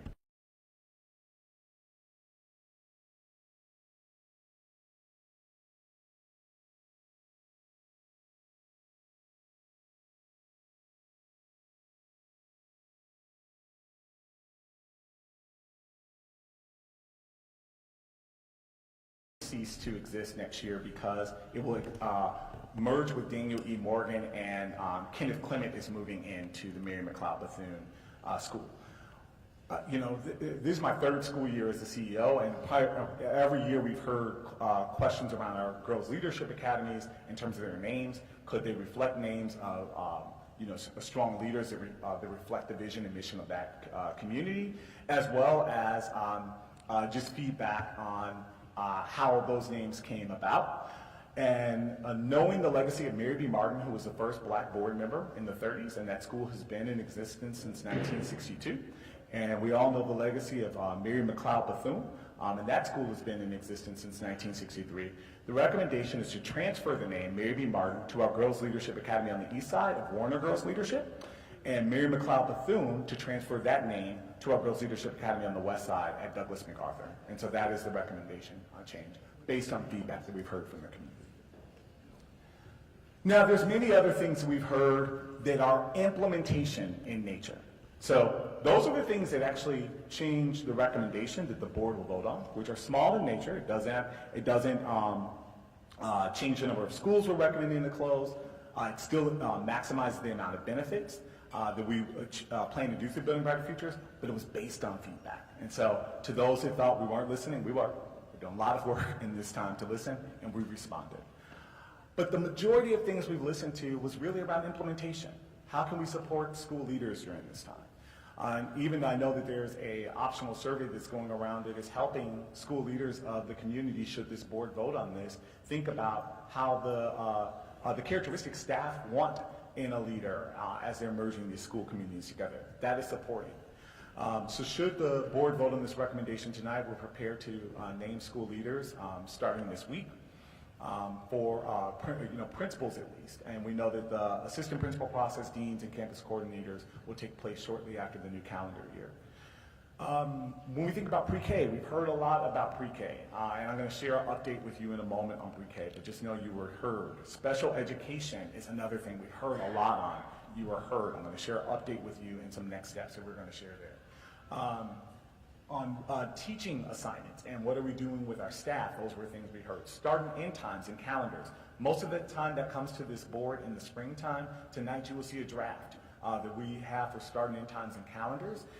Knowing that that is a board-approved process, it needs to sit for 30 days to get feedback, but we have a draft, and we're grateful to our teachers union partners who are already providing early feedback on that, because we know how important start and end times will be for families making a choice, and we know how important it will be for staff to know which buildings they will want to choose and select. So that's one of the things that was really important in that charge. We were even hearing, even from our partners, to say, make sure staff and students have the options available. Transportation was something we heard about. School choice and how the school choice portal was going to be, and that's going to be the #1 thing we'll have to do moving forward. Should the board vote on this plan today, we need to ensure that every family makes a choice that is in a school that's impacted through Building Brighter Futures. They'll have through the early part of January all the way through February 27th to make a choice, and that's going to be important. That choice will determine the budget, which will first the enrollment, which then determines the budget and can help us with our staffing, and then help us execute our programmatic reality. And we'll have a semester to plan for that should the board vote on this tonight. The vision for what's happening in our high schools. We shared some of that last week. And then I know with some of our school communities, when I had the opportunity to meet with the foundation board and John Hay, just doing mock schedules of what that looks like. I remember one of the things I heard from a very strong alum, Josh, who was an alum of Science and Medicine. I believe he graduated in 2015. Appreciate his push. Not only is he a young executive in our city right now, but is passionate and also always comes prepared. And one of the questions he asked in one of the meetings was, how can, if we're offering all these programs at Science and Medicine, and this will be at any of our high schools, how can it work? And we appreciated that push, because as we started looking at the schedules, we said, how can we look at all of this? And we proposed a high-level schedule of how a student can start in the IB program while also taking the Science and Medicine pathway, the state-approved Science and Medicine pathway, while also taking honors and AP courses, and graduating both with the college and career readiness credentials and an honors diploma. Now, of course, to be college and career ready for the state, you only have to meet one requirement, but the schedule showed how it can fit for those students who are high achievers and want to do it all. And that's what Building Brighter Futures is about. It's about maximizing opportunities. So we appreciate that push in giving some of that information and that feedback. And it's all about implementation moving forward of how we can support our schools. The building investments, which buildings are we are investing in and ensuring that we can bring that up to code. I hear the Mooney community. Mooney's another school I've been out to quite a bit. It is a very large building. Currently, right now, also sharing a high school with it, facing history, which is in this recommendation ceasing to have operations next year. But then also with Denison, there's some improvements we've already made. It's a building that already has AC. I know over at Mooney, it's not an AC building, except in the center of the building, which those rooms get really cold. It's not an AC building. Mooney already has AC upgrades. We just put a new roof on, not at Mooney, at Denison. At Denison already has AC. There is a new roof we just put on there, and we're doing some of those upgrades, and those were already in motion before we got to the Building Brighter Futures recommendation. So should the board vote on this, we're committed to ensuring that there's a strong quality building and that you guys have a quality option moving forward. So this is some of the things we've heard. Safety is also something I've heard, and I believe it was Ms. Bonner who said the things that are taking place on safety. I think everyone got my email. We know some of the things that are taking place right now in our schools. I'm angered by the recent car break-ins. That's not only happening in our schools, it's hitting churches. I know when we came in this week, we knew that this weekend a bunch of churches were hit. This is an issue we are working closely with our city and CPD on. And in cases, Chief Dotson and his team has been reviewing footage with Cleveland Police Department. And in some cases, they've actually been arrested. We've been able to track cars because of the camera system we have. We have the block security camera system, and we're reviewing that. So that is all the work that is taking place, and I'm angered by what is taking place there, but we are also increasing our supports, working with our safety and security team, working with OPDA, which is our safety and security union, to increase those safety measures. And this is the type of energy that it'll take to ensure we have increased safety measures as we move forward with building brighter futures. And the work that we've been doing now that has led to a decrease in serious incidents over the past couple of years. So it's a continued commitment that we're continuing to work on. It's not just the work we do with CMSD, it's our work with the city, it's our work with CPD, it's our work with RTA in some cases, our transit police that help with this work, our safe passage work. So it's a collaboration work, and we're going to do this work moving forward. All right, so let's talk special education. There were a lot of questions. I know last week I shared this continuum of 3 types of opportunities and placements that happen with our students with special needs or who learn differently. And I know that there was this question around this idea really around gifted, which I will say specifically when we think about gifted education, we haven't really spoken to in this plan. And gifted education is really important. We do have some students that are gifted, but I want to let you know that we haven't even spoke specifically to in terms of our plan with gifted. And I know I have met with some of those gifted teachers and look forward to really figuring out how we can actually maximize the opportunities for gifted. But if you're actually talking about the maximum benefits through Building Brighter Futures, ensuring students have college and career readiness, that's for all students, even our special education students. So all students within our system deserve college and career ready programs. All students in our system deserve a high quality education. That's not gifted. Those are all students, even students with an IEP. Now, there are 3 settings that students with an IEP are in. They're in a regular classroom where they get support from a co-teacher. They are in a setting where there's small group resource settings, and then there's that single classroom setting. Through Building Brighter Futures for the first 2, we will have classroom settings where students who are in the general education Tier 1 setting will be able to move with their peers and be in a setting where there's that push-in support or the resource supports that are coming out. And in a lot of cases, some of those single classrooms will also be able to move as well. But as it is now, we need to ensure that we have the space, the teaching requirements, for students matched to their individual IEP in their new building. And I want to talk to you about some of those next steps we're going to be doing with families to ensure that. I've talked about these learning environments and our commitments to ensure that this is taking place and that all students receive the maximum benefits through Building Brighter Futures. Our district commitment is to ensure that we are moving classrooms with their students with their colleagues where possible, where we can do that. That's like our maximum benefit that we want to be able to do where possible. We're also creating those continuums. Right now, based on our system of how we do special education, many of our students in the single special education setting actually have to move classrooms somewhere in their K-8 timeframe because that class is not available as they grow and move through the continuum. Through Building Brighter Futures, we're actually going to be able to increase the amount of times where students are actually will be able to stay put in their pre-K-8 timeline. And then also we're proactively working on communicating with families. Notification will start going out this month.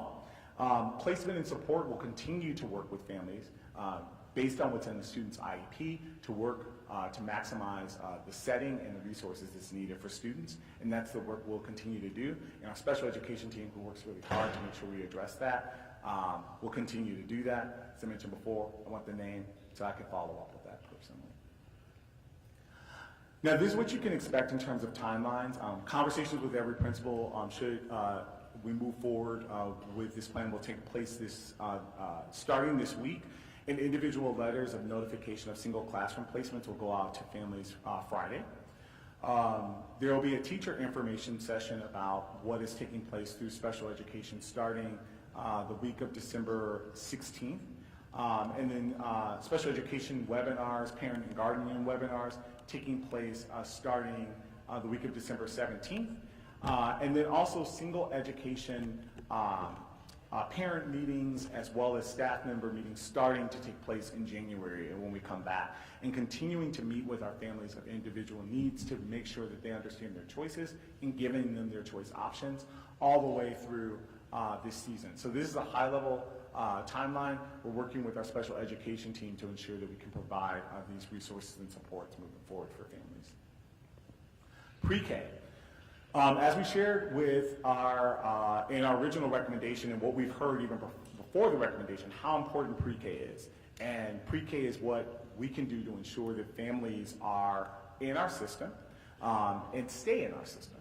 And we were proud that through the recommendation that I originally submitted to the board on November 5th to ensure that we have pre-K throughout our system and maximizing where pre-K was. Now, in the original, where we are right now, all but 4 elementary schools have pre-K. In the original recommendation, all but 2 elementaries were going to have pre-K.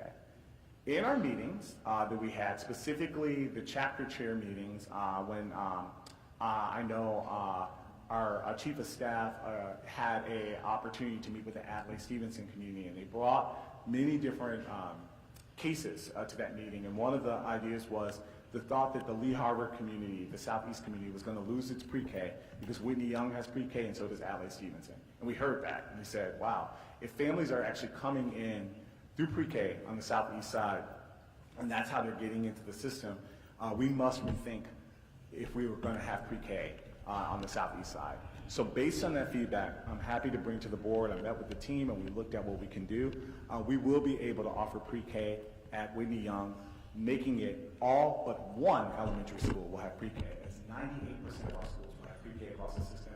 We hear that charge of ensuring that we increase that access, and we're able to do that based on feedback that you guys responded to. It doesn't change the recommendation, but what it does do is it supports the implementation. So I'm excited to be able to have pre-K at Whitney Young, and it'll be on that Southeast side.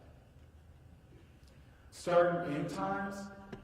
We will be able to continue with our 3-tier system with start and end times. We have Tier 1 schools in terms of when they start and the range of times when they start and end, Tier 2 and Tier 3. We will continue this 3-tier system with school transportation with start and end times. Note that these are draft times.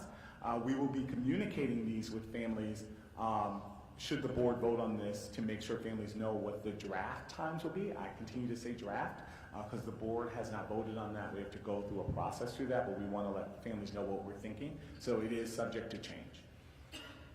Now, if you see this, this is the range for starting times for our pre-K 8 schools. You can see the Tier 1 range of times, which is from 7:35 to 8:05. Tier 2 is from 8:35 or 8:40 start time, and then Tier 3 is a 9:35 start time. You can see those end times, and you can see the amount of schools that are in each of the tiers. Based on feedback that we were seeing, we were able to adjust 13 of our schools due to the mergers into a new tier. So only 13 of our schools are recommending to adjust their start times. We looked at where the schools were merging. So the 2 school communities merging together, what was their start and end time? And we wanted a time that either reflected an in-between time of that or will be later. We know from our attendance data, we shared that as part of the goals and guardrails a few weeks ago, we have several early start schools where the chronic absenteeism rates are abysmal. And so this is an opportunity for us to respond to families and ensure that we can get kids into school, and we've adjusted those start times. And so you'll see some of those shifts. There is one recommendation change when we think about actually the Bolden-Harvey-Rice merger. I believe Bolden is currently a later start time. Bolden is our earlier one, actually a really early one. I think it's a tier 1 start time. And with this recommendation in terms of the start and end time, we're actually going with the Bolden start time, the later start time. Start and end times at the high schools, you can see those same tiers. In this case, there were 5 adjustments we've made based on start and end times and also to align with chronic absenteeism. There are 5 schools in the tier 1, 8 schools in tier 2, and 1 in tier 3. In some of our alternative or non-traditional options, you can see when those start and end times are. As you know, through this recommendation, there will still be we will still have our non-traditional options in our system. The academic calendar. This is also something that is draft because the board needs to take vote on it. It needs to sit for 30 days. There needs to be a hearing on it. Here are some of the early thinking that we've done to adjust for building brighter futures and what we've been hearing around implementation. Particularly, one of the things we heard from our teaching staff is, will there be time at the beginning of the year for us to have time with our staff to build culture to start the school year? And so we wanted to maximize that time and actually giving up what will be usually a district-wide PD day for a staff PD day. We also are starting the recommendations to start school a week later. So the recommendation here is, I believe, is to start on August 24th. You'll see that in a moment. Also to support our chronic absenteeism rates, instead of holding open houses and parent-teacher conferences across 2 days, right now we do 1 elementary day, 1 high school day. And what happens for a lot of kids in our schools, if they attend a high school, but they have kids in their K-8s, they miss both days. They miss the day that they don't have to go to school, but then they have to watch their brother and sister on the other day sometimes, and they miss school. So where we could adjust to support attendance and also support our families, we did. And you'll notice that there'll be 1 open house, 1 parent-teacher conference across this. You'll also see on this things such as spring break for this upcoming year to align with the Easter holiday. I know all don't celebrate Easter, but some people often on that Monday when we have school the very next day, there are a lot of call-offs. This will all be part of spring break as part of this recommendation. And you can see what the calendar adjustment looks like. You'll have access to this and see what those adjustments look like. The other thing we want to do is bring a 2-year calendar, so we're not just bringing 26-27, we're bringing 27-28, so we can plan ahead and accordingly. Of course, if anything adjustments need to be made, we can. The 28, in 2028, that's a leap year, so you'll see some adjustments, but this is the adjustment to the calendar. All right. Without further ado, I want to present the final recommendation to this board on building brighter futures with the modifications and changes of things that we've heard. So with this recommendation, we will have our pre-K-8 schools. Actually, most will be pre-K-8 schools. We only have 1 K-8 school. We're currently at 61. This recommendation calls for 16 fewer, bringing it down to 45 elementary schools. Our high schools, we have 27 now. This recommendation calls for 13 fewer, bringing it to 14 high schools. That's a total of 29 fewer schools. So with Building Brighter Futures, this recommendation means that there will be 29 fewer schools next year than what there are this year, operating 59 total traditional schools. We will continue to have our non-traditional options of schools like Natividad Pagan, remote school, School of One, our virtual academy, High Tech High, as well as our school in the Juvenile Detention Center. This is a reminder of what those mergers are at the high school. We have 14 co-located high schools that will merge into 6 different campuses, and 5 high schools that will go into that will end instruction this year and merge into a school. These are those 6 campuses with the proposed names. I want to remind you of what that recommendation is. The John Hay campus, which includes Cleveland School of Science and Medicine, Cleveland School of Architecture and Design, and Cleveland Early College High School, will all merge in this recommendation and should the board vote and become John Hay High School. The Lakeside campus, which has Davis Aerospace and Maritime and Cleveland High School for Digital Arts, which was another thing I heard tonight from the MC Squared STEM community, if we were to merge MC squared STEM in here, not all students would fit on the Lakeside campus. It's a small building, so we couldn't accommodate a merge. But for that father there, one, we're committed to building a very strong STEM program at East Tech, and I'm glad our central neighborhood will have a high-quality program like MC squared STEM. Our kids in Central deserve that. But also, if you want to choose Davis as an option for you, you can. But back to the recommendation here. Those two schools will merge and become Benjamin O. Davis Jr. High School. John Marshall Civic Business Leadership, School of Engineering, and School of IT will all merge to become John Marshall High School. Lincoln West Campus, which has both global studies as well as our health sciences program, will merge to become Lincoln West High School.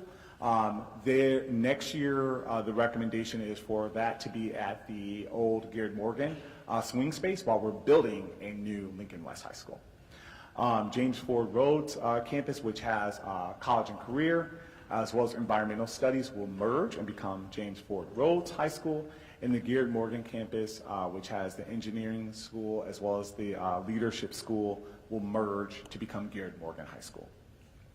Now, these are the schools that are transitioning, meaning ending instruction this year and merging with a welcoming school. Collinwood High School recommended to end instruction this year and merge with Glenville High School.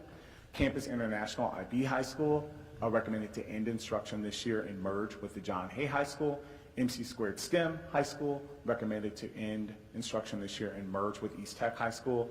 And New Tech West and Facing History ending instruction at the end of this year and merging into James Ford Rhodes High School. We've already talked through each of these K-8 mergers, but just looking at them, making sure that everyone can see that. Hannah Gibbons ending instruction this year being merged with Memorial. Euclid Park ending instruction this year and being merged with East Clark. Stephanie Tubbs Jones ending instruction this year and being merged with FDR, being renamed Stephanie Tubbs Jones. You're going to see that in the next slide again. Mary McLeod Bethune ending instruction this year, merging with Daniel E. Morgan. Mary B. Martin ending instruction this year and being merged with Wade Park. Alfred A. Benish ending instruction this year and being merged with George Washington Carver. Bolton ending instruction this year and being merged with Harvey Rice. Charles Dickens ending instruction this year and being merged with A.J. Rickoff starting next year. Adelaide E. Stevenson recommended to end instruction at the end of this year and being merged with Whitney Young. Miles recommended to end instruction this year and being merged with Robert H. Jameson. Dyke School of the Art recommended to end instruction this year and be merged into Mound and continue the arts program and become Mound School of the Arts.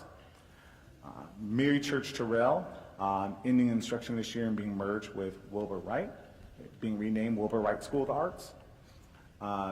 Waverly, Louisa May Alcott, both ending instruction this year and being merged with Joseph M. Gallagher. Charles A. Mooney ending instruction this year in terms of the recommendation and being merged with Denison. And Valley View Boys Leadership Academy recommended to end instruction this year and being merged with Kenneth Clement. We've already talked about these specialty moves, and they're also going to be reflected in the name changes that I want to make sure that you know what this recommendation calls for. So the FDR building, which is the current building, the future name of that will be Stephanie Tubbs Jones. Stephanie Tubbs Jones building right now will be the future home of Michael R. White Montessori. That will be the new name. Mary McLeod Bethune will now be the home of Kenneth Clement Boys Leadership Academy. That's a new name. Waverly will now be the new home of Waverly Montessori within this recommendation should the board vote on this. Wilbur Wright, which is our arts program on the west side, recommended to be renamed Wilbur Wright School of the Arts. Mound, as we talked about, merging with the Dyke School of the Arts and becoming Mound School of the Arts in that recommendation. Warner Girls Leadership recommended to change its name to Mary B. Martin Girls Leadership Academy, and Douglas MacArthur Girls Leadership Academy recommended to be renamed Mary McLeod Bethune Girls Leadership Academy. All right, we've already talked about these system-wide benefits. Building Brighter Futures will ensure that next year 100% of our high schools will have college and career programs. Well, we can't deliver on right now. Right now we have 78% of our high schools that offer college programs. 59% offer career readiness programs. through Building Brighter Futures, 100% will offer these programs starting next year if the board votes on this recommendation. Also, right now, 38% of our elementary schools offer enrichment courses beyond art, music, and PE. That's less than half. Through Building Brighter Futures starting next year, 100% of our elementary schools will be able to offer enrichment options beyond art, music, or PE starting next year. And also through Building Brighter Futures, we will eventually get to 100% of our students in newer upgraded buildings. We're not there today yet. There's still buildings that are being built. We're building a new Marion Seltzer. We're in the process of building a new Lincoln West. And in this recommendation, as we shared on November 5th, it calls for the new build of a new Glenville High School for the Glenville-Collinwood community. This also improves our enrollment across our system, ensuring that we can keep programs as they move across the board and improving stability as well as the teaching experience in schools, as you even heard tonight from the Waverly community, of being able to collaborate with other colleagues that are teaching at grade level. We've shared that this program will mean career pathways at every single school. I know on the day of the recommendation we shared what those career pathways are, but in all 14 of our high schools in this recommendation, that's what it will call for.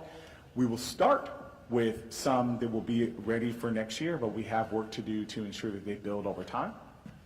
Same thing with our college pathways. They'll be offered in school, not where students will have to travel to Tri-C or travel to other places.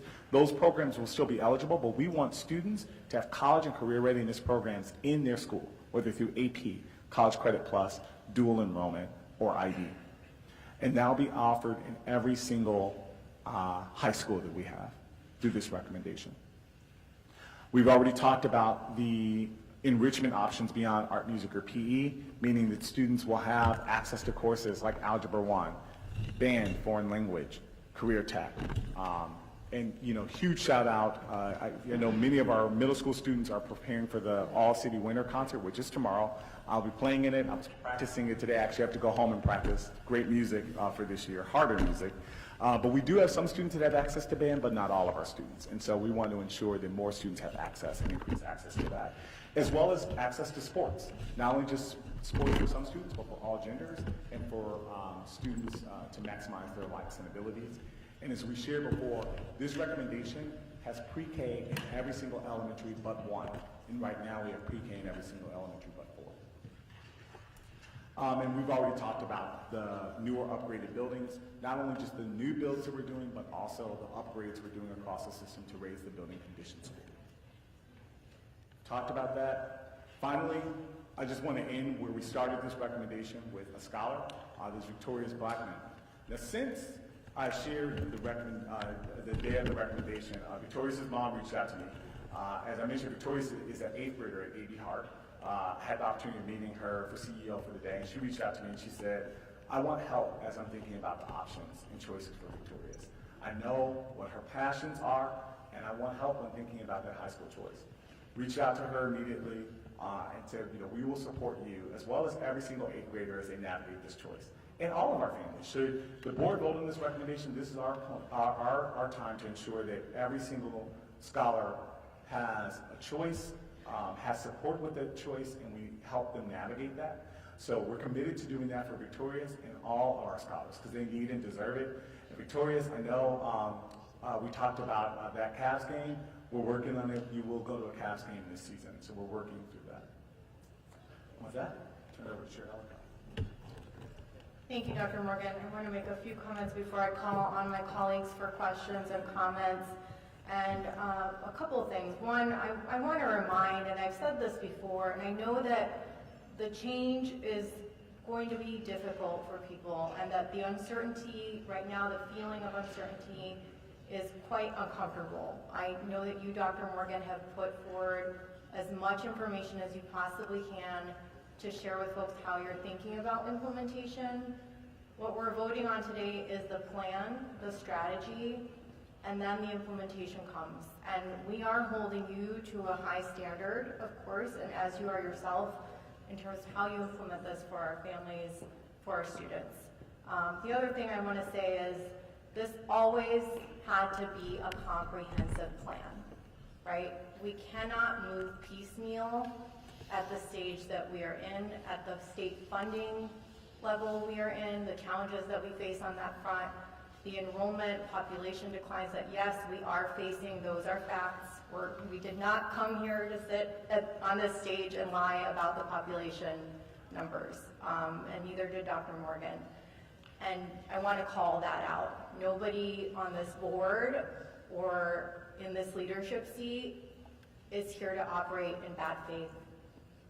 The board does not serve for the glory or the pay. Just let everyone know we don't get either, certainly not paid. And the intention here is to make systemic change across the system so we can deliver what we owe our students and what this board has been very clear about for the last several years as we implemented student outcomes focused governance and we created board district goals and guardrails that are the foundation for this work.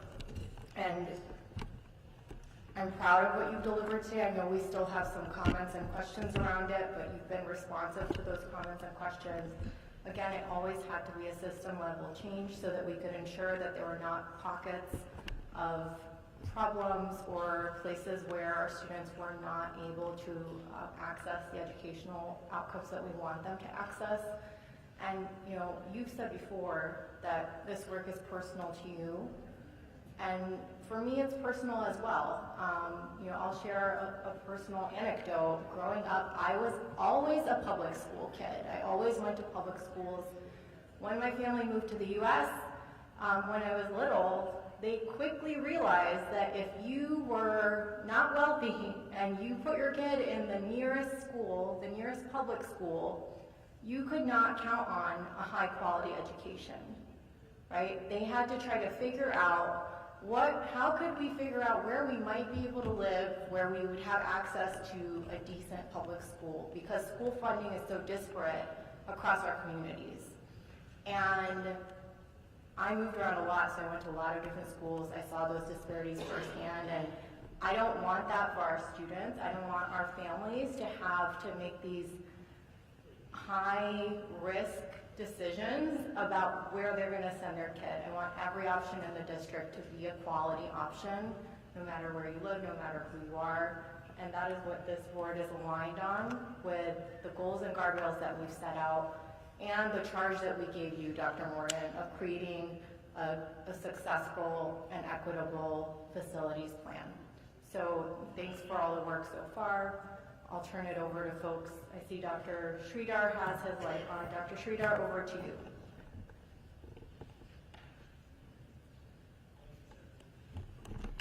Thank you, Chair Elcott, and thank you, Dr. Morgan, for your presentation. And I particularly want to thank you for your responsiveness. I know that there's been questions that have been flowing at you, and I appreciate you taking the time to answer them. I have 3 questions, and then I have another comment which I will reserve after my colleagues have a chance to ask questions. Actually 2 questions. You already answered one of those in your presentation. The first question is about transportation. So I know that you and your team have presented a transition plan for transportation that will preserve the ability for students to be able to rely on school buses and transportation opportunities as they go to their transitioning schools.